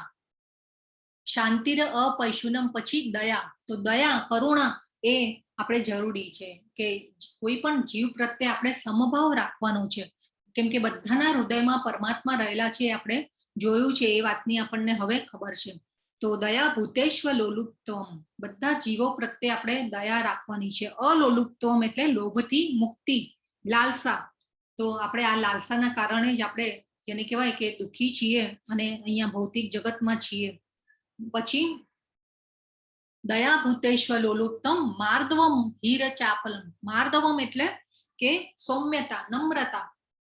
આ નમ્રતા પણ જરૂરી છે. એ આપણે અર્જુનજી પાસેથી શીખવાની છે નમ્રતા, કે ભાઈ કૃપા કરીને મને કહો, મારી યોગ્યતા હોય તો તમે વિશ્વરૂપનું દર્શન કરાવો. કેટલી નમ્રતા, કૃતજ્ઞતા ભગવાન પાસે બતાવી છે એમને. અને પહેલી તો નમ્રતા ક્યાં બતાવી કે એમને કૃષ્ણને માંગી લીધા. જ્યારે યુદ્ધ નક્કી થયું અને જ્યારે જાય છે મદદ માંગવા માટે, ત્યારે એ એમ ભગવાનને માંગ્યા છે એમને. પછી આવે છે રીર. તો રીર એટલે લજ્જા, લજ્જા, શરમ. એટલે કે ભાઈ આપણે કોઈ તૃણાસ્પદ એવું કાર્ય ન કરવું જોઈએ કે જેનાથી આપણે લજ્જાશીલ થવું પડે. તો આ પણ જરૂરી છે. રીર તો આપણા માટે કોઈએ સારું કામ કર્યું હોય કે આપણી કોઈએ મદદ કરી હોય તો એકવાર તો આપણે વિચારવું જોઈએ, આપણને આંખની શરમ નડવી જોઈએ કે આપણે એ વ્યક્તિને આપણે જેને કહેવાય કે કોઈ આપણે એવા કેણ ન બોલવા જોઈએ, કે આપણે કોઈ એવી વસ્તુ એને ન કહેવી જોઈએ કે જેના દ્વારા આપણને કોઈક વાર એ વ્યક્તિએ આપણને મદદ કરી હોય, આપણું એવું કોઈ જેને કહેવાય કે સાચવી લીધું હોય, તો એ વ્યક્તિને આ કહેતા જેને કહેવાય કે વિચાર કરવો જોઈએ. તો આ ખૂબ જરૂરી છે. અચાપલમ એટલે કે નિશ્ચય, દ્રઢતા. માર્દવમ હીર ચાપલમ. ચાપલમ એટલે નિશ્ચય, દ્રઢતા. તો આ પણ જરૂરી છે કે કોઈ પણ જેને કહેવાય કે કોઈ પણ પરિસ્થિતિમાં નિરાશ ન થવું જોઈએ. દ્રઢતા આપણા જેને કહેવાય કે સફળતા, નિષ્ફળતા, કોઈ પણ પરિસ્થિતિમાં આપણે આપણી દ્રઢતાને સાચવી રાખવી જોઈએ. તમે બધા આજે 16મો દિવસ છો અને બધા જોડાયેલા રહ્યા છો, એ તમારી દ્રઢતા, નિશ્ચય બતાવે છે કે તમે જોડાયેલા છો. અને આ તમારી ભગવદ્ ગીતાને જાણવાની જેને કહેવાય કે દ્રઢ નિશ્ચય જે છે એ બતાવી રહ્યું છે. એ પછી આવે છે તેજ. તેજ ક્ષમા ધૃતિ શૌચમ. તેજ એટલે કે પ્રતાપ. પ્રતાપ આપણે જેને કહેવાય કે ઘણી વાર આપણે કેવું પ્રતાપી રાજા હતો, આપણે કેવું બોલતા હોઈએ છે ને. તો આપણે ભણતા ત્યારે પણ આપણે બુકમાં આવતું હતું કે ભાઈ આ પ્રતાપી રાજા થઈ ગયો. તો એ પ્રતાપ, તેજ. તો એ વખતે ભગવાને ક્ષત્રિયો માટે કીધું છે, પણ અત્યારના સમયમાં આપણે જોઈએ તો આપણા જેને કહેવાય કે સૈનિકો, સોલ્જર્સ, પછી પોલીસ ફોર્સ હોય, હોમગાર્ડ્સ હોય, તો આ લોકોને આપણે એટલે જેને ક્ષત્રિયનો ધર્મ શું કરવા હતો પહેલાનો વૈદિક કાળમાં, ક્ષત્રિય જે છે પ્રજાનું રક્ષણ કરવા વાળી પ્રજા એટલે ક્ષત્રિય. તો આ બધા જે છે અત્યારના આપણે અત્યારના જે સિચ્યુએશનમાં આપણે આ બધાને કહી શકીએ કે આ લોકોએ પ્રોટેક્ટ કરવાના છે, દેશનું રક્ષણ કરવાનું છે, એટલે તે જ જરૂરી છે. તો એમનામાં તેજ હોવું જોઈએ કે શત્રુનું દમન કરી શકે, શત્રુને હંફાવી શકે. એ પછી આવે છે ક્ષમા. ક્ષમા એટલે કે ફોરગિવનેસ, માફી. તો અત્યારે આનું પણ ડેફિનેશન ચેન્જ થઈ ગયું છે. અત્યારે તો જેને કહેવાય ને કે કોઈની ભૂલ થઈ હોય તો એને મોટી કરીને બતાવવાનું વલણ થઈ ગયું છે. તો આ જે ક્ષમા જે છે એ પણ જેને કહેવાય કે અહીં ભગવાન ના પાડે છે કે ક્ષમા એટલે કે બધાને આપણે ફોરગિવ કરવાના છે, માફી આપવાની છે. જો આ માફી આપતા રહીશું તો આપણે કર્મ બંધનોમાં એટલા ઓછા ફસાતા રહીશું. એટલે માફી આપી દેવાની. કોઈ પણ સાથે જેને કહેવાય ને ની વૈરહ આપણે શબ્દ જોયો તો કે કોઈની સાથે પણ આપણે શત્રુતા બાંધવાની નથી. એ પછી આવે છે અને આપણે એક વિચારવાનું કે બધાની કામ કરવાની શક્તિ અલગ અલગ હોય, બધાની વિચારવાની શક્તિ અલગ હોય, બોડીની ટેન્ડન્સી અલગ હોય બધાની, એટલે વિચાર્યા વગર આપણે કંઈ પણ બોલી દેતા હોઈએ છીએ તો એ ન કરવું જોઈએ. એ પછી આવે છે તેજ ક્ષમા ધૃતિ. ધૃતિ એટલે દ્રઢતા, ફર્મનેસ. તો કોઈ પણ પ્રયાસમાં નિષ્ફળતા મળે તો આપણે ખિન્ન થવું ન જોઈએ, ક્રોધ ન કરવો જોઈએ, સ્થિર રહેવું જોઈએ અને દ્રઢતા દાખવવી જોઈએ. શાંતિથી વિચારી અને એનો ઉકેલ આવશે. કોઈ પણ જેને કહેવાય કે પ્રશ્નોના ઉકેલ ક્રોધ દ્વારા અથવા તો જેને કહેવાય ને વિચલિત થઈને જો આપણે વિચલિત થઈ જઈશું તો શાંતિથી વિચારી જ નહીં શકીએ કે ભાઈ આનો હલ શું છે, કે આ પ્રશ્નનો ઉકેલ ક્યાં છે. આપણા મનને શાંતિ હશે તો એ આપણે પ્રશ્નોના ઉકેલ પણ શોધી શકીશું. જીવનમાં કંઈ પણ એવા પ્રશ્નો આવશે તો આપણે ઉકેલ શોધી શકીશું. તો આ છે બધું ખૂબ જરૂરી છે. આ દૈવી ગુણો ભગવાને બતાવ્યા છે આપણને. શૌચમ એટલે પવિત્રતા. પવિત્રતા એટલે સ્વચ્છતા. તો પવિત્રતા શરીરની અને આચરણમાં પવિત્રતા, મનની પવિત્રતા. તો શરીરની સ્વચ્છતા નાહવાથી આવે. મનની સ્વચ્છતા માટે આપણે શું કરવું જોઈએ? હરે કૃષ્ણ. કોણ કહેશે? હરે કૃષ્ણ. મનની સ્વચ્છતા માટે શું શું કરવું જોઈએ? બધા અનમ્યુટ થઈને બોલો. ભગવાનનું ચિંતન, સત્સંગ કરવું જોઈએ, યસ, ખૂબ સરસ. સત્સંગ કરવો જોઈએ, પ્રાર્થના કરવી જોઈએ, યસ, બરાબર છે. મહા- બીજું? મહામંત્રના જાપ કરવા જોઈએ. કરવું જોઈએ, યસ, ખૂબ હરે સરસ. રામ. મહામંત્રના જાપ કરવા જોઈએ. જાપ યસ, કરવા જોઈએ, યસ, ઘણા બધા બોલ્યા. ભગવત ગીતા વાંચવી જોઈએ, મંત્રના Yes. જાપ કરવા જોઈએ, ગીતા વાંચવી Yeah. જોઈએ. ખૂબ સરસ. તો આજે મને આનંદ થાય છે કે આપણે ધ્યાનથી બધા સાંભળી રહ્યા છે. સરસ આટલું જ્ઞાન લઈ રહ્યા છો બધા. તો જેને કહેવાય કે આ જરૂરી છે. મનની પવિત્રતા માટે આ બધું જરૂરી છે. ભગવાનમાં મનને એકાગ્ર કરવું એ મનની પવિત્રતા માટે આપણે કરવું જોઈએ. તો આ જેને કહેવાય ને કે ખૂબ જરૂરી છે. તો શાસ્ત્રોમાં 3 વાર નાહવાનું કીધું છે. અને જેને કહેવાય ને કે કોઈક વાર તમને એવું લાગે ને કે ભાઈ બહુ બેડ થોટ્સ આવે છે, કે બહુ નેગેટિવ જેને કહેવાય કે વિચારો આવે છે, તો આ એકવાર છે ને નાહી લેવાનું. તો આ જે છે ને બહુ ખૂબ જેને કહેવાય ઇફેક્ટિવ પ્રોસેસ છે. તો ઘણીવાર આપણને એવું લાગે કે આમ જેને કહેવાય ને કે ખૂબ ખરાબ વિચારો આવે છે કે ભાઈ હવે શું થશે ને શું નહીં, ને આ નેગેટિવ થોટ્સ બહુ આવતા હોય તો આપણે નાહી લેવાનું. તો આ જરૂરી છે. તો આ એક ઇફેક્ટિવ પ્રોસેસ છે. એ પછી આવે છે અદ્રોહ. તેજ ક્ષમા ધૃતિ શૌચમ અદ્રોહો ન અતિ માનિતા. અદ્રોહ તો ઈર્ષાથી મુક્તિ. આ આપણે ખૂબ સારી રીતે જાણી ગયા. ભગવાને કીધું અર્જુનજીને કે તું મારી ઈર્ષા નથી કરતો, તેથી હું તને આ જ્ઞાન કહી રહ્યો છું. કયો શબ્દ હતો? હરે કૃષ્ણ. ઈર્ષા માટે શબ્દ કયો હતો? અસંશયમ. એ તો હા, યસ, ખૂબ સરસ જિગ્નેશ પ્રભુ. અનસૂયવે. અસંશયમ એટલે સંશય નહીં કરવો તે, એટલે શંકા રહિત. અસંશયમ એટલે અનસૂયવે એટલે ઈર્ષા ન કરવી. આ ખૂબ જરૂરી છે. હા, ઈર્ષા ન કરવી એ પણ એક ગુણ છે. એ પછી શ્રદ્ધા હોવી એ પણ એક ગુણ છે. અને આજે પણ આ બધા જે ગુણો ઉપર કેમ આપણે ભાર દઈએ છીએ, આ 1 થી 3 શ્લોક સમજાવવામાં મેં જેને કહેવાય કે પોણો કલાક લીધો છે. હજી આપણે 15-20 મિનિટ આજે પણ વધારે જશે થોડી, પણ આ જરૂરી છે બધું સમજવું. ન અતિ માનિતા, માનની અપેક્ષા. તો આપણા બધાને એવી એક સુષુપ્ત ઈચ્છા હોય કે ભાઈ મને ખૂબ માન મળે, સન્માન મળે, બીજા લોકો મને સન્માન આપે, થોડુંક ધન આવે એટલે આપણે પછી શું કરીએ કે ભાઈ સમાજમાં, જ્ઞાતિમાં બધે આપવાનું શરૂ કરીએ. ભાઈ ત્યાં પણ મનના ખૂણે ઈચ્છા કેવી હોય કે ભાઈ સમાજમાં મારું નામ થાય, મને 2-4 લોકો જાણે. તો આ બધું જે છે એટલે આપણે શું કરીએ કે ભાઈ આ એક આ જેને કહેવાય ને ન અતિ માનિતા એટલે આ સન્માનની જે ઈચ્છા હોવી, એ ભગવાન કહે છે કે આ અવગુણ છે. અહીંયા કીધું છે તો આ ન હોવું જોઈએ. ભવંતી અને એ પછી જે ન અતિ માનિતા, એ પછી ભગવાન કહે છે ભવંતી સંપદમ દૈવીમ અભિજાતસ્ય ભારત. ભવંતી સંપદમ દૈવી એટલે આ ગુણો છે દૈવી પ્રકૃતિ વાળા મનુષ્યોમાં જોવા મળે છે, ભગવાન કહે છે. અને અભિજાતસ્ય એટલે જન્મ પામેલા. તો દૈવી ગુણો સાથે જે જન્મ પામેલા હોય છે એમાં આ બધા ગુણો જોવા મળે છે. તો ભગવાને 1 થી 3 શ્લોકમાં આ દૈવી ગુણનું વર્ણન કર્યું છે. તો હવે જે ભગવાન છે આસુરી ગુણ માટે કહેશે 1 થી 3 શ્લોકમાં. તો ચોથા શ્લોકમાં ભગવાન કહે છે કે દંભો દર્પો વિમાનશ્ચ ક્રોધઃ પારુષ્યમેવ ચ અજ્ઞાનમ ચાભિજાતસ્ય પાર્થ સંપદ માસુરીમ. તો આજે આસુરિક ગુણોવાળા મનુષ્યો કેવા હોય છે કે જેને ભગવાનમાં કોઈ શ્રદ્ધા હોતી નથી. દંભો દર્પો, દંભ એટલે અભિમાન, દંભ અહંકાર. તો આ અહંકાર ન હોવો જોઈએ. અહંકાર હોવો જોઈએ.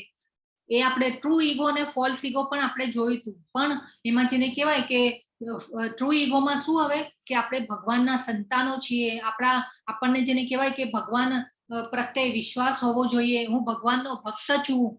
તો આ જે અહંકાર જે છે એ હોવો જોઈએ. એ પછી આવે છે દર્પો. તો દર્પ એટલે ઘમંડ, અભિમાન. તો આ જે આસુરી ગુણોમાં આવે, ક્રોધ, કઠોરતા, એ પછી અજ્ઞાન, તો એ બધા આસુરી ગુણો છે. તો જેને કહેવાય કે ઘમંડ, અભિમાન, તો અત્યારે આને એટીટ્યુડ કહેવામાં આવે છે આજકાલ. તો એ પણ ન હોવું જોઈએ. રાવણ, હિરણ્યકશ્યપ આપણે બધા જોયા હતા, પણ એ જ સામે રાવણના ભાઈ વિભીષણ જે છે એમને રામનું શરણું લીધું તો એમને લંકાનું રાજ્ય મળ્યું. ભગવાને રાવણનો વધ કર્યો, વિભીષણજીને જેને કહેવાય કે લંકાનું રાજ્ય આપ્યું. તો આ જેને કહેવાય કે દંભ જે છે, દંભ એ ખૂબ જ જેને કહેવાય ને કે દંભ ન કરવો જોઈએ. હવે આપણે ઘણીવાર છે ને ધાર્મિકતાનો બી ઘણીવાર મોટો હું ધાર્મિક છું એ બતાવવું, એ પણ જેને કહેવાય કે દંભ, ખોટો દેખાડો કરવો ધાર્મિકતાનો, એ પણ દંભ છે. તો એ પણ ન કરવું જોઈએ. અત્યારે સમાજનો ઢાંચો એવો થઈ ગયો છે કે ભાઈ એકબીજાની આપણી પાછળ ખેંચાતા રહીએ છીએ. તો આ કળિયુગનો સમય એવો છે કે પોતપોતાના પ્રકૃતિના ગુણો પ્રમાણે બધાનું વર્તન અલગ અલગ હોય છે. તો આપણે એકબીજાની પાછળ ખેંચાતા રહીએ છીએ કે ભાઈ લગ્નમાં આને આટલો ખર્ચો કર્યો તો મારે પણ કરવો જોઈએ, મારે પણ દેખાડવું જોઈએ કે ભાઈ મારી પાસે પણ આટલું ધન છે. તો આ રીતે જેને કહેવાય ને કે આપણે ગાડરિયા પ્રવાહમાં ખેંચાતા રહીએ છીએ, પણ એ ન કરવું જોઈએ. ક્રોધની વાત આપણે કરી. પારુષ્યમેવ ચ એટલે કઠોરતા. આપણે બીજાના તરફ બહુ હાર્શ વર્ડ, રફ લેંગ્વેજમાં વાત કરવી ન જોઈએ. એ પણ એક આસુરી ગુણ કયો છે ભગવાને. તો આજકાલ આપણે ઘણીવાર પ્રાઉડથી કહેતા હોઈએ છીએ કે ભાઈ જોયું કેવા ઝટકી કાઢ્યા, બહુ ટકટક કરતા હતા. તો આ છે ને આપણે આ એક આસુરી ગુણ કહેવાય છે. તો આ પણ ન કરવું જોઈએ. તો એ પછી આવે છે અજ્ઞાન. તો સૌથી બધા પાપનું મૂળ છે એ અજ્ઞાન છે. અજ્ઞાન એટલે શું કે આપણે શું કરવું શું ન કરવું એ ખબર ન હોય એને અજ્ઞાન કહીએ. તો આપણે તો હવે જાણી ગયા છીએ કે ભાઈ આપણે શરીર નથી, આપણે આત્મા છીએ. ભગવાન સાથેનો આપણો સંબંધ શું છે, પરમાત્મા આપણા હૃદયમાં વસે છે. આ બધું આપણે હવે જાણી ગયા છે. હવે આપણે જાગ્યા ત્યારથી સવાર કરવાની છે. આપણે આ અજ્ઞાનમાંથી બહાર આવવાનું છે. તો જેને કહેવાય ને કે પ્રભુપાદના આ શબ્દોને આપણે આત્મસાત કરવાના છે. ભગવાનના આ શબ્દો છે, પ્રભુપાદે આપણને ખૂબ સરળ રીતે સમજાય એ રીતે આપણને આપ્યા છે. તો આ શબ્દો ઉપર આપણે જેને કહેવાય ને કે આત્મસાત કરવાના છે આપણા જીવનમાં. તો આપણને ઘણીવાર ઇગ્નોરન્સ કરતા હોય છે કે ભાઈ આપણને કંઈ ખબર નથી પડતી, એ સારું છે. એ ઘણીવાર આપણે એવું પણ વિચારતા હોય છે કે ભાઈ વધારે ખબર પડતી હોય તો આપણે જેને કહેવાય ને કે બહુ ઝંઝટ થઈ જાય કે ભાઈ આ ખબર પડે છે એટલે 2-4 કામ કોઈ આપણને વધારે આપી દે. પણ એ ખોટું છે કે ખબર પડવી જોઈએ. આ અજ્ઞાનમાંથી બહાર આવવું જોઈએ. તો જેને કહેવાય ને કે ભાઈ આપણને ખબર હોવી જોઈએ કે ભાઈ અહીંયા તો આ ભૌતિક જગતમાં ડગલે ને પગલે ખાડો છે. ભગવાને પોતે કહી દીધું કે આ ભૌતિક જગત દુઃખાલય છે, ક્ષણભંગુર છે, મૃત્યુ સંસાર સાગરાત કીધો ભગવાને. તો આપણે આમાંથી બહાર નીકળવાનું જરૂર વિચારવું જોઈએ. તો આ જો દાનનું જે મહત્વ છે આપણે ઘણીવાર આવા લોકોને આપી દેતા હોઈએ છીએ.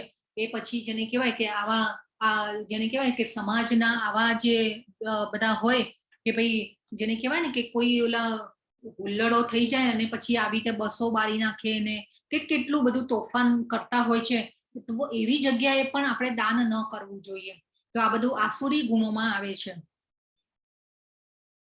તો આપણામાં દૈવી ગુણોનો વિકાસ કેવી રીતે કરવો અને આપણામાં રાક્ષસને કેવી રીતે હરાવો આપણામાંના, તો એ આપણે વિચારવાનું છે કે આપણે જો સારા સફરજન સાથે જો બગડેલું સફરજન મૂક્યું હોય તો એ સારું સફરજન પણ ખરાબ થઈ જાય છે. ફૂલ કચરાના ઢગલામાં જો જાસ્મીનનું ફૂલ પડ્યું હોય તો એ ફૂલ પણ બિચારું કરમાઈ અને ખરાબ થઈ જાય. તો આપણે કોનો સંગ કરવાનો છે એ ખૂબ જરૂરી છે. તો આપણે આપણી સંગત જે છે એ પસંદ કરવાની છે કે આપણે કોની સાથે રહેવાનું છે, આપણે ભક્તોના સંઘમાં રહેવાનું છે કે પછી આપણે ગોસિપ કરતા હોય એવા લોકોના સંઘમાં રહેવાનું છે.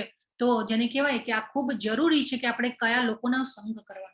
તો આપણે ભક્તિમય સેવાઓ જેમ કે જપ, શ્રવણ, શાસ્ત્રો, પ્રસાદનું સન્માન કરવું જોઈએ અને એના દ્વારા આપણી શુદ્ધિકરણની પ્રક્રિયા થશે અને આપણી ચેતના શુદ્ધ થશે. તો 5મા શ્લોકમાં ભગવાન કહે છે દિવ્ય ગુણો મોક્ષને માટે અનુકૂળ છે અને આસુરી ગુણ બંધન આપવા માટે છે.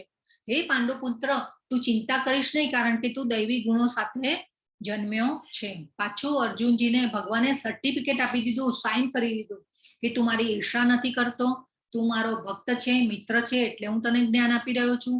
અહીંયા પાછું કીધું હવે દૈવી ગુણો સાથે જ તું જન્મ્યો છે. એ પહેલા નિષ્પાપ પણ ભગવાને કીધું તું અર્જુનજીને.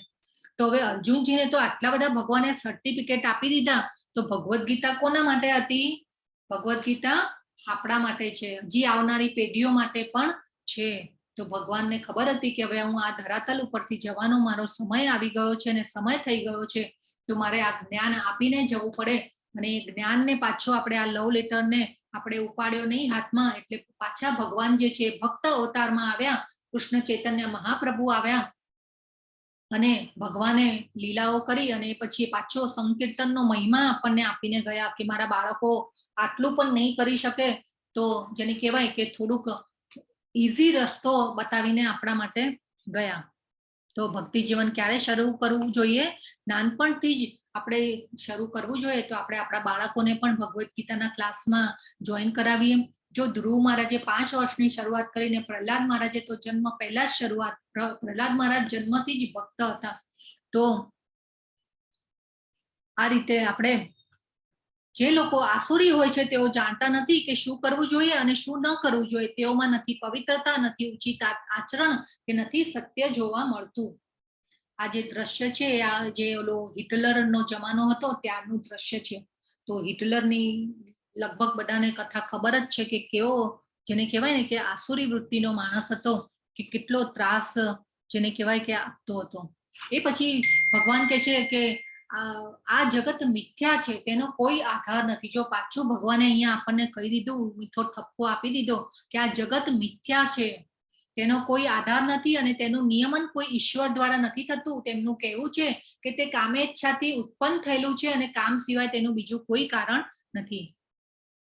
તો હવે આ જે આસુરી વૃત્તિ વાળા લોકો હોય છે એ આવું સ્ટેટમેન્ટ આપતા હોય છે કે ભાઈ આ જેને કહેવાય ને કે કોઈ આ જગતનો કોઈ આધાર નથી. પણ આપણે તો સમજી ગયા હવે કે આ બ્રહ્માંડની આ બધી શક્તિઓ જે છે ભગવાનની શક્તિ દ્વારા જ આ બધું ચાલી રહ્યું છે. પણ આ જેને કહેવાય ને કે આસુરી વૃત્તિ વાળા લોકો આવા સ્ટેટમેન્ટ આપતા હોય છે. અત્યારે પણ નાસ્તિક લોકો છે કે ભાઈ એવું વિચારવા વાળા લોકો કે ભાઈ ભગવાન જેવું કોઈ છે જ નહીં. ઇવન જેને કહેવાય કે હજી પણ જે બ્રહ્મમાં ભળી જવાનું ને બ્રહ્મમાં નિરાકાર, ભગવાન નિરાકાર છે ને એવા લોકો પણ છે. તો આ રીતે જેને કહેવાય કે વિરોધાભાસ ત્યારે પણ હતો, અત્યારે પણ છે. એવો નિષ્કર્ષનું અનુગમન કરીને આસુરી લોકો જેમને આત્મજ્ઞાન ખોઈ દીધું છે, જેઓ બુદ્ધિહીન છે, એવા બિનઉપયોગી અને ભયાવહ કાર્યોમાં પ્રવૃત્ત હોય છે જે સંસારનો વિનાશ કરવાને માટે હોય છે. તો આ આસુરી વૃત્તિ વાળા લોકો હોય છે એ જેને કહેવાય કે આપણે જોયું ને કે ઓલા તોફાની તત્વો જેવું કામ કરતા હોય. એ પછી ભગવાન કે છે મિથ્યા અહંકાર, બળ, ઘમંડ, કામ તથા ક્રોધથી મોહિત થઈને આસુરી મનુષ્યો પોતાના શરીરમાં તથા બીજાઓના શરીરોમાં સ્થિત પૂર્ણ પુરુષોત્તમ પરમેશ્વરની ઈર્ષા કરે છે તથા વાસ્તવિક ધર્મની નિંદા કરતા રહે છે. જો અહીંયા ભગવાને આપણને પાછું શું કીધું? પોતાના શરીરમાં તથા બીજાઓના શરીરોમાં. તો એનો અર્થ શું થયો કે આપણા શરીરમાં તો પરમાત્મા રૂપે ભગવાન છે જ, પણ બીજાના શરીરમાં પણ જે સ્થિત પૂર્ણ પુરુષોત્તમ પરમેશ્વરની ઈર્ષા કરે છે. તો આપણે કોઈની નિંદા કરવી હોય કે કોઈના માટે ખરાબ બોલવું હોય કે કોઈના આપણે છે ને ઘણીવાર બંધનો મન, વચન અને કર્મથી પણ લેતા હોય છે. મનથી પણ ઘણીવાર આપણે જેને કહેવાય ને કે કોઈ લોકોને આપણે બોલી દેતા હોઈએ છીએ. આપણે ઘણીવાર સામે ન કહી શકીએ એટલે પછી મનથી વિચારીએ કે ભાઈ આને આમ થઈ જાય ને પેલું થઈ જાય ને. પણ એ બધું પણ ન કરવું જોઈએ, કેમ કે સામેવાળી વ્યક્તિમાં પણ પરમેશ્વર રહેલા છે, પરમાત્મા રહેલા છે. અને આપણે સમદ્રષ્ટિથી બધાને જોવાના છે. આ ખૂબ જરૂરી છે. ભગવાને અહીંયા આ શ્લોકો દ્વારા ઘણું બધું આપણને કહી દીધું છે. તો આ પોતાના શરીરોમાં સ્થિત અને પૂર્ણ પુરુષ અને બીજાના શરીરોમાં સ્થિત પૂર્ણ પુરુષોત્તમ પરમેશ્વરની ઈર્ષા કરે છે. એટલે આપણે ઈર્ષા પણ ન કરવી જોઈએ અને નિંદા પણ ન કરવી જોઈએ. આ બધા અવગુણો છે. એ પછી 20મા શ્લોકમાં ભગવાને કીધું, હે કુંતી પુત્ર, આવા મનુષ્યો આસુરી યોનિમાં વારંવાર જન્મ ગ્રહણ કરીને ક્યારેય મારા સુધી પહોંચી શકતા નથી. તેઓ ક્રમશઃ અત્યંત અધમ જીવનની ગતિને પામે છે. જો પહેલા પણ પ્રકૃતિના ગુણોમાં પણ ભગવાને કીધું હતું કે આપણે કેવી ગતિ થાય છે, આપણે કેવા ગુણમાં હોઈએ તો કેવી ગતિ થાય. હવે અહીંયા પાછા ભગવાન આસુરી ગુણમાં હોય અને આસુરી ગુણોવાળા મનુષ્યોની પણ કેવી ગતિ થાય એ પણ અહીંયા ભગવાને કહી દીધું કે વારંવાર જન્મની ભગવાન કે છે. જો આસુરીમ યોનિમાં પન્ના મૂઢા જન્મની અહીંયા પાછો મૂઢા શબ્દ ભગવાને યુઝ કર્યો છે. મૂઢા એટલે મૂર્ખ. ભગવાને આપણને આવી ઘણી જગ્યાએ ઠપકા પણ આપ્યા છે.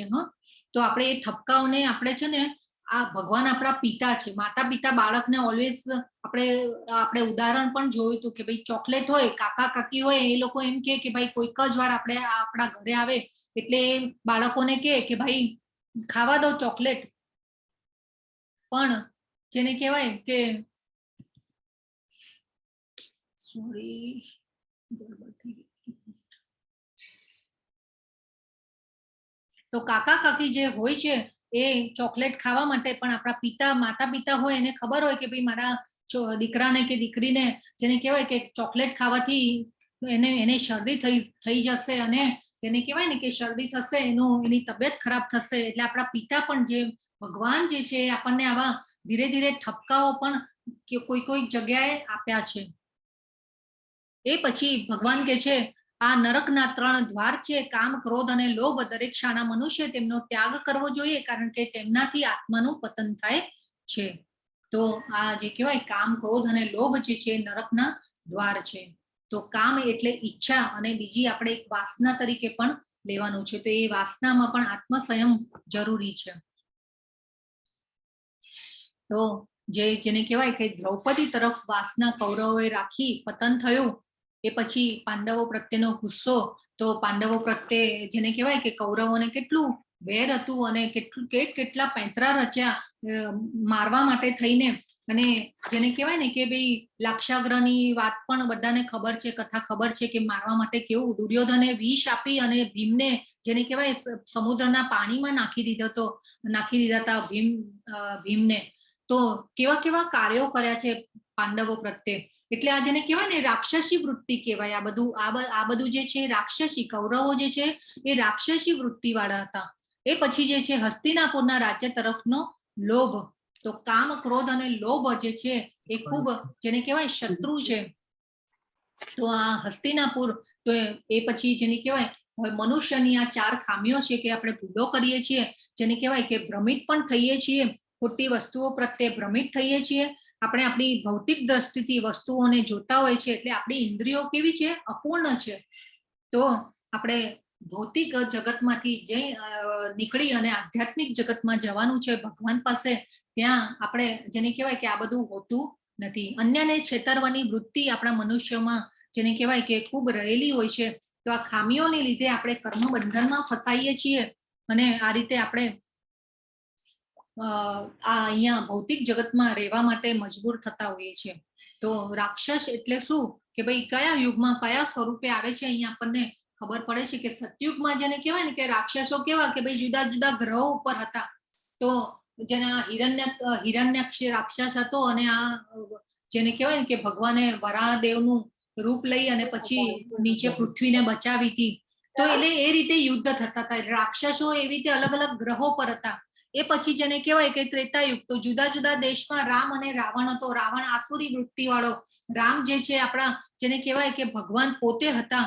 તો આ રીતે જેને કહેવાય રાવણ જે હતો એ અલગ અલગ દેશોમાં હતા અને આ રીતે રાક્ષસ અને દેવ અને દાનવો વચ્ચે લડાઈ થતી હતી. એ પછી દ્વાપર યુગમાં એક જ પરિવારમાં પાંડવો અને કૌરવો આવ્યા. તો જેને કૌરવો પણ એક જ કુળના હતા અને પાંડવો પણ એક જ કુળના, પણ કૌરવોના સ્વભાવ આસુરી વૃત્તિ આ બાજુ જેને કહેવાય કે દૈવી ગુણો વાળા પાંડવો અને દેવોના અંશ હતા. એ તો આ જેને કહેવાય ને કે કળિયુગમાં શું છે કે ભાઈ, અને હવે જે કળિયુગ જે છે એમાં એક જ વ્યક્તિમાં શૈતાની અને આસુરી ગુણો, દૈવી ગુણો અને આસુરી ગુણો એક જ વ્યક્તિમાં હોય છે. તો આપણે આ સમજવાનું જરૂરી છે કે આ રાક્ષસોને આપણે હટાવવાના છે અને ભગાવવાના છે. આપણા જે વાસ્તવિક માસને આપણે દૂર કરવાનું છે. અને આ રીતે આપણે તો આ યુગ દૈવી અને આ જેને કહેવાય કે સત્ય યુગમાં આ રીતે જુદા જુદા ગ્રહો પર હતા. ત્રેતા યુગમાં આપણે રામ રાવણ એટલે અલગ અલગ દેશોમાં બધા રાક્ષસો અને અલગ અલગ દેશોમાં હતા. દ્વાપરમાં પાંડવો અને કૌરવો એક જ કુટુંબમાં હતા, પણ રાક્ષસી વૃત્તિ અને દૈવી વૃત્તિ. એ પછી કલિયુગમાં જેને કહેવાય કે કામ, ક્રોધ, લોભ, ઈર્ષા, વાસના એ બધું આપણી અંદર જ રહેલું છે. એટલે આપણે આવા રાક્ષસને હરાવવાના છે. અને આ રાક્ષસને હરાવી અને દૈવી ગુણોને ડેવલપ કરવાના છે. અને આ દૈવી ગુણો ક્યારે ડેવલપ થશે કે જ્યારે આપણે મનમાં ભગવાનનું ચિંતન કરીશું. તો એ રીતે દૈવી ગુણોને ડેવલપ આપોઆપ થઈ જશે. જેમ જેમ આપણે ભગવાનમાં મન એકાગ્ર કરીશું, મહામંત્રના જાપ કરીશું, ભક્તિ નવદા ભક્તિના કોઈ પણ પ્રકારે આપણે ભગવાનની સેવા કરીશું, તો આપણામાં આ દૈવી ગુણો આપોઆપ ડેવલપ થતા જશે. હે કુંતી પુત્ર, જે મનુષ્ય નરકના 3 દ્વારોથી બચી ગયેલો હોય છે તે આત્મ સાક્ષાત્કાર માટે કલ્યાણકારી કાર્ય કરે છે અને પછી ક્રમશઃ પરમ ગતિ પામે છે.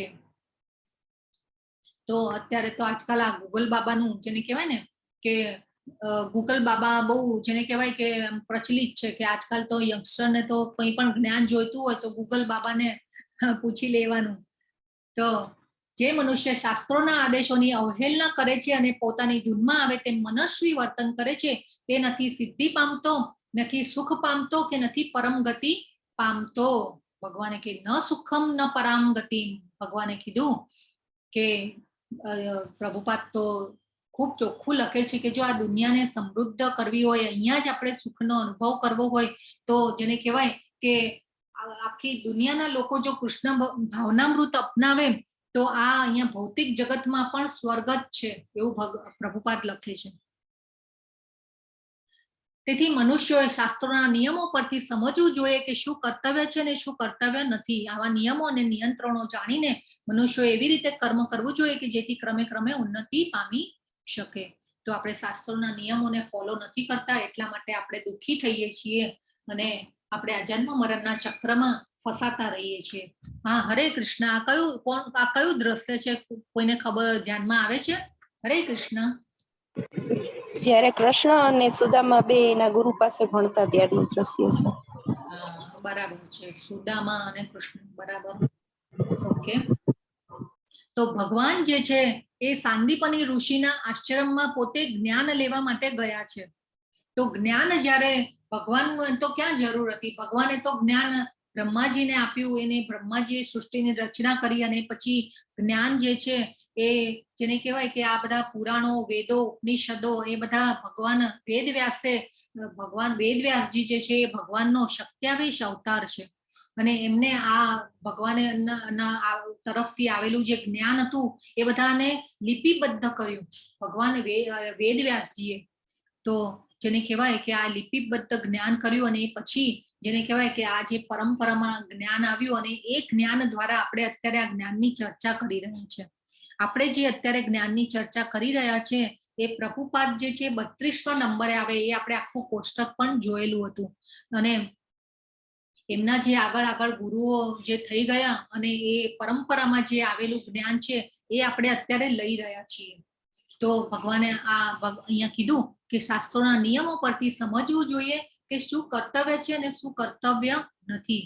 તો આપણે શાસ્ત્રોના નિયમોને આપણે અપનાવવા જોઈએ અને એ રીતે આપણે કર્મ કરવા જોઈએ. તો આપણે કર્મ બંધનમાં જેને કહેવાય કે કર્મ બંધનમાંથી આપણે છૂટતા જશું. તો આ આપણામાં જ રાક્ષસ રહેલા છે અને આપણે હરાવવાના છે. તો આ રીતે શ્રીલા પ્રભુપાદ જે છે એ જો નાનપણથી જ ભક્ત હતા અને નાનપણથી જ એમને ભગવાનની ભક્તિમય સેવા કરી છે. આખું જીવન જે છે એમને કૃષ્ણમય જીવ્યા અને જીવન પાઠ આ જેને કહેવાય કે આ અધ્યાયમાંથી આપણે લેવાનો છે કે વાસના, ક્રોધ તેમજ લોભ અને આ એને દૂર કરવાના છે ને ભક્તિમય સેવા દ્વારા આપણે નિયંત્રિત કરવાના છે આ બધા અવગુણોને. તો આપણે આ ભગવદ્ ગીતા ખૂબ સરસ રીતે કોઈની પાસે ન હોય, સોરી લિંક મૂકવાની આપણે કાલે રહી ગઈ છે. ઓકે જિગ્નેશ પ્રભુ, આપણે ગ્રુપમાં એક લિંક મૂકવાની છે, આ ઓનલાઈન મંગાવી હોય ભગવદ્ ગીતા તો એના માટેની જરા પ્લીઝ લિંક મૂકજો ને. જી, આપણે ગ્રુપમાં પણ મૂકી દેજો. તો આ રીતે આજનો જે અધ્યાય જે છે એ પૂર્ણ થાય છે. ખૂબ સરસ રીતે આ ગુણોને આપણે ડેવલપ કરવાના છે અને એ ગુણો આપણે છે ને કૃત્રિમ રીતે નહીં થાય ડેવલપ. આપણે જેમ જેમ ભગવાનની ભક્તિમય સેવા કરતા જઈશું એમ એમ આપોઆપ આ ગુણો જે છે આપણામાં ડેવલપ થતા જશે. નમ્રતા, આત્મસંયમ બધું આપોઆપ થવા લાગશે. અને જેમ જેમ આપણે ભગવાનની સેવા કરતા જઈશું એમ એમ આ જે ભૌતિક જગતના જે સુખો, આનંદ જે છે ને એ આપણને તુચ્છ લાગતા જશે. આપણને આમ તમે જોજો કે ભગવાનનું તમે કર્મ કોઈ પણ કરશો ને એમાં તમને એટલો આનંદ આવશે. તો આ ખૂબ જરૂરી છે કે આપણે ભગવાન પાસે પહોંચવાનું છે. હવે આ ગીતાનું જ્ઞાન આપણે મળ્યું છે તો જાગ્યા ત્યારથી સવાર કરવાનું છે આપણે. તો આ સાથે કાલે 11 છે, ખૂબ સરસ દિવસ છે. બધા તમે જેને કહેવાય કે 11નો ઉપવાસ તો ખૂબ જરૂરી છે અને ઉપવાસ કરી અને ભગવાનની પ્રિય તિથિ છે, ઉપવાસ કરવા જોઈએ. 15 દિવસે એકવાર 11 આવે છે, 2 11ના ઉપવાસ કરવા જ જોઈએ. અને એ દિવસે અનાજ લેવામાં આવતું નથી, અનાજ ન ખાવું જોઈએ 11ના દિવસે, એ શાસ્ત્રોમાં પણ કીધેલું છે. તો જો આપણે 5 મિનિટનો ટાઈમ હોય તો હું તમને ખાલી થોડુંક 11નું આપણે જે કહેવાય ને કે શ્લોકો દ્વારા સમજવું હોય તો ખૂબ 2 મિનિટ આપો મને. કે મત્સ્ય પુરાણમાં ભગવાને કીધું છે, એકાદશ્યામ નિરાહારો યો ભુંક્તે દ્વાદશી દિને શુક્લે વા યદિ વા કૃષ્ણે તદ વ્રતમ વૈષ્ણવ મહત. તો એકાદશીના દિવસે નિરાહાર એટલે કે નિર્જળા કરવાનું હોય છે. પણ આપણી જો શરીરની અનુકૂળતા હોય ન હોય તો આપણે જેને કહેવાય ને ફરાળ કરીને પણ કરી શકીએ છીએ. ફરાળમાં આપણે જેને કહેવાય કે આપણી ગુજરાતી લોકોને તો બધી ખબર જ હશે, મોરૈયો, સાબુદાણા કે એ બધું જે આપણે શરીરની અનુકૂળતા ન હોય તો આ રીતે પણ કરી શકીએ છીએ. પણ ફળ ને ફ્રૂટ ખાઈને કરીએ તો એ વધારે સારું. તો એ એકાદ દિવસ આપણને પેટને આરામ મળી જાય તો એ આપણી શરીરની અંદરની શુદ્ધતા પણ જરૂરી છે આધ્યાત્મિક લેવલ ઉપર આવવા માટે. તો આ પણ એક ખૂબ જરૂરી છે. એ પછી જેને કહેવાય કે પદ્મ પુરાણમાં ઉત્તરાખંડમાં શિવ પાર્વતીનો પણ સંવાદ છે. ભગવાન શિવે પાર્વતી માતાને પણ જ્ઞાન આપ્યું ત્યારે ભગવાને કીધેલું કે વર્ણાનામ આચરણામાશ્ચ સ્ત્રિયાશ્ચ વરવર્ણિની એકાદશી ઉપાવસ્તુ કર્તવ્યો ન અત્ર સંશય. એટલે એકાદશીના દિવસે આપણે 11નો ઉપવાસ કરવો જોઈએ, એ આપણો ધર્મ છે, એમાં કોઈ સંશય નથી. આ શિવજી અને પાર્વતીના સંવાદ છે. તો આ રીતે એ પછી ગરુડ પુરાણમાં પણ કીધેલું છે, એકાદશી વ્રતમ ભક્ત્યા યહ કરોતિ નર સદા સવિષ્ણુ લોક વ્રજંતી યાતિ વિષ્ણુ સ્વરૂપ નામ. તો ગરુડ પુરાણમાં પણ એકાદશીના મહત્વ આપેલું છે. એ પછી એક ભવિષ્ય પુરાણમાં પણ એકાદશ્યામ નિરાહારો યો ભુંક્તે દ્વાદશી દિને નશ દુર્ગતિમ આપનોતિ નરકાણી ચ ન પશ્યતિ. તો આપણે એકાદશીનો ઉપવાસ કરીએ છીએ તો આપણી દુર્ગતિ થતી નથી. તો આ જેને કહેવાય ને કે શાસ્ત્રોમાં આવા શ્લોક દ્વારા પણ શાસ્ત્રોમાં 11 કરવાનું ખૂબ મહત્વ બતાવ્યું છે. અને 11ના દિવસે અનાજ ખાવામાં આવતું નથી, અનાજ ન લેવું જોઈએ 11ના દિવસે, એ ખૂબ જરૂરી છે. અને સાયન્સની દ્રષ્ટિએ આપણે જોઈએ તો આપણે પેટને થોડોક આરામ આપીએ છીએ તો અંદર શરીરની અંદરની શુદ્ધતા આપણે જો ભગવાન આ જેને કહેવાય કે કિડનીની કોઈને પ્રોબ્લેમ હોય તો કિડનીનું ડાયાલિસિસ કરવા માટે જવું પડે છે. પરંતુ જો આપણે પેટને આરામ આપીએ છીએ તો એ કિડની પોતાની ડાયાલિસિસ પોતે જાતે જ અંદર કરી લે છે, પેટને આરામ આપીએ છીએ તો આ રીતે આપણે સમજવાનું છે કે ભગવાને એવી આપણી શરીરની રચના એટલી સરસ રીતે કરેલી છે કે જેને કહેવાય કે પણ આ આપણી એક ખાવાની વૃત્તિ, આખો દિવસ ખા કરવાની વૃત્તિ જે છે એ આપણે ઓછી કરવાની છે. 2 મીલની વચ્ચે ટાઈમ રાખો. આપણા જો વડવાઓ દાદાઓ જે હતા એ બધા કેવું કે 2 ટાઈમ બેસી અને ભોજન કરતા અને એની વચ્ચે કાંઈ નહીં લેતા. પણ અત્યારે તો કેવું થઈ ગયું છે કે ભાઈ બાળકને અને ભૂખ લાગે ને હંમેશા ભૂખ લાગે ત્યારે જ ખાવું જોઈએ, એ પહેલા આપણે ખાવું ન જોઈએ. તો આ ખૂબ જરૂરી છે. 11 નો ઉપવાસ કરો અને 11 આપણા જેને કહેવાય કે ઇસ્કોન બેંગલુરુ દ્વારા 700 શ્લોકોનું પઠન થતું હોય છે સવારે 10 વાગ્યાથી લઈ અને 1 વાગ્યા સુધી. તો એમાં પણ જરૂરથી ભાગ લો. ભલે સમજ આવે ન આવે પણ એકવાર આ લિંક મૂકવામાં આવી છે આપણા ગ્રુપમાં અને આપણે એમાં ખાલી ચાલુ કરો અને એ આપણો ખાલી ઘરમાં ગુંજ થશે ને, એ શ્લોકોનું પઠન થશે ને, તો પણ એનાથી વાઇબ્રેશન છે આપણા ઘરના ખૂબ સારા થશે. તો એ જરૂરથી જોડાઓ બધા. એમાં ઘણા લોકો જોડાય છે અને જેને કહેવાય ને કે ઇસ્કોનના જે ભક્તો હોય છે તો એ લોકો બધા શ્લોકોનું પઠન કરતા હોય છે અને એમાં જેને કહેવાય કે એ પણ એક સેવાનું કામ છે. તો એ બધું થતું હોય છે. તો એ કાર્યમાં પણ ભાગ લો અને આ રીતે 11 ખૂબ જરૂરી છે કરવી. અને 11 નો ઉપવાસ નથી કરતા તો આપણને જેને કહેવાય ને કે ગૌમાંસ ખાધું હોય ને એટલું પાપ શાસ્ત્રોમાં લખ્યું છે, શ્લોકો દ્વારા પણ લખાયેલું છે. તો 11 નો ઉપવાસ કરવો ખૂબ જરૂરી છે. તો આજે આપણે અહીંયા વિરામ આપીએ અધ્યાયને. આજનો અધ્યાય અહીંયા પૂર્ણ થાય છે. હરે કૃષ્ણ બધાને. હરે કૃષ્ણ.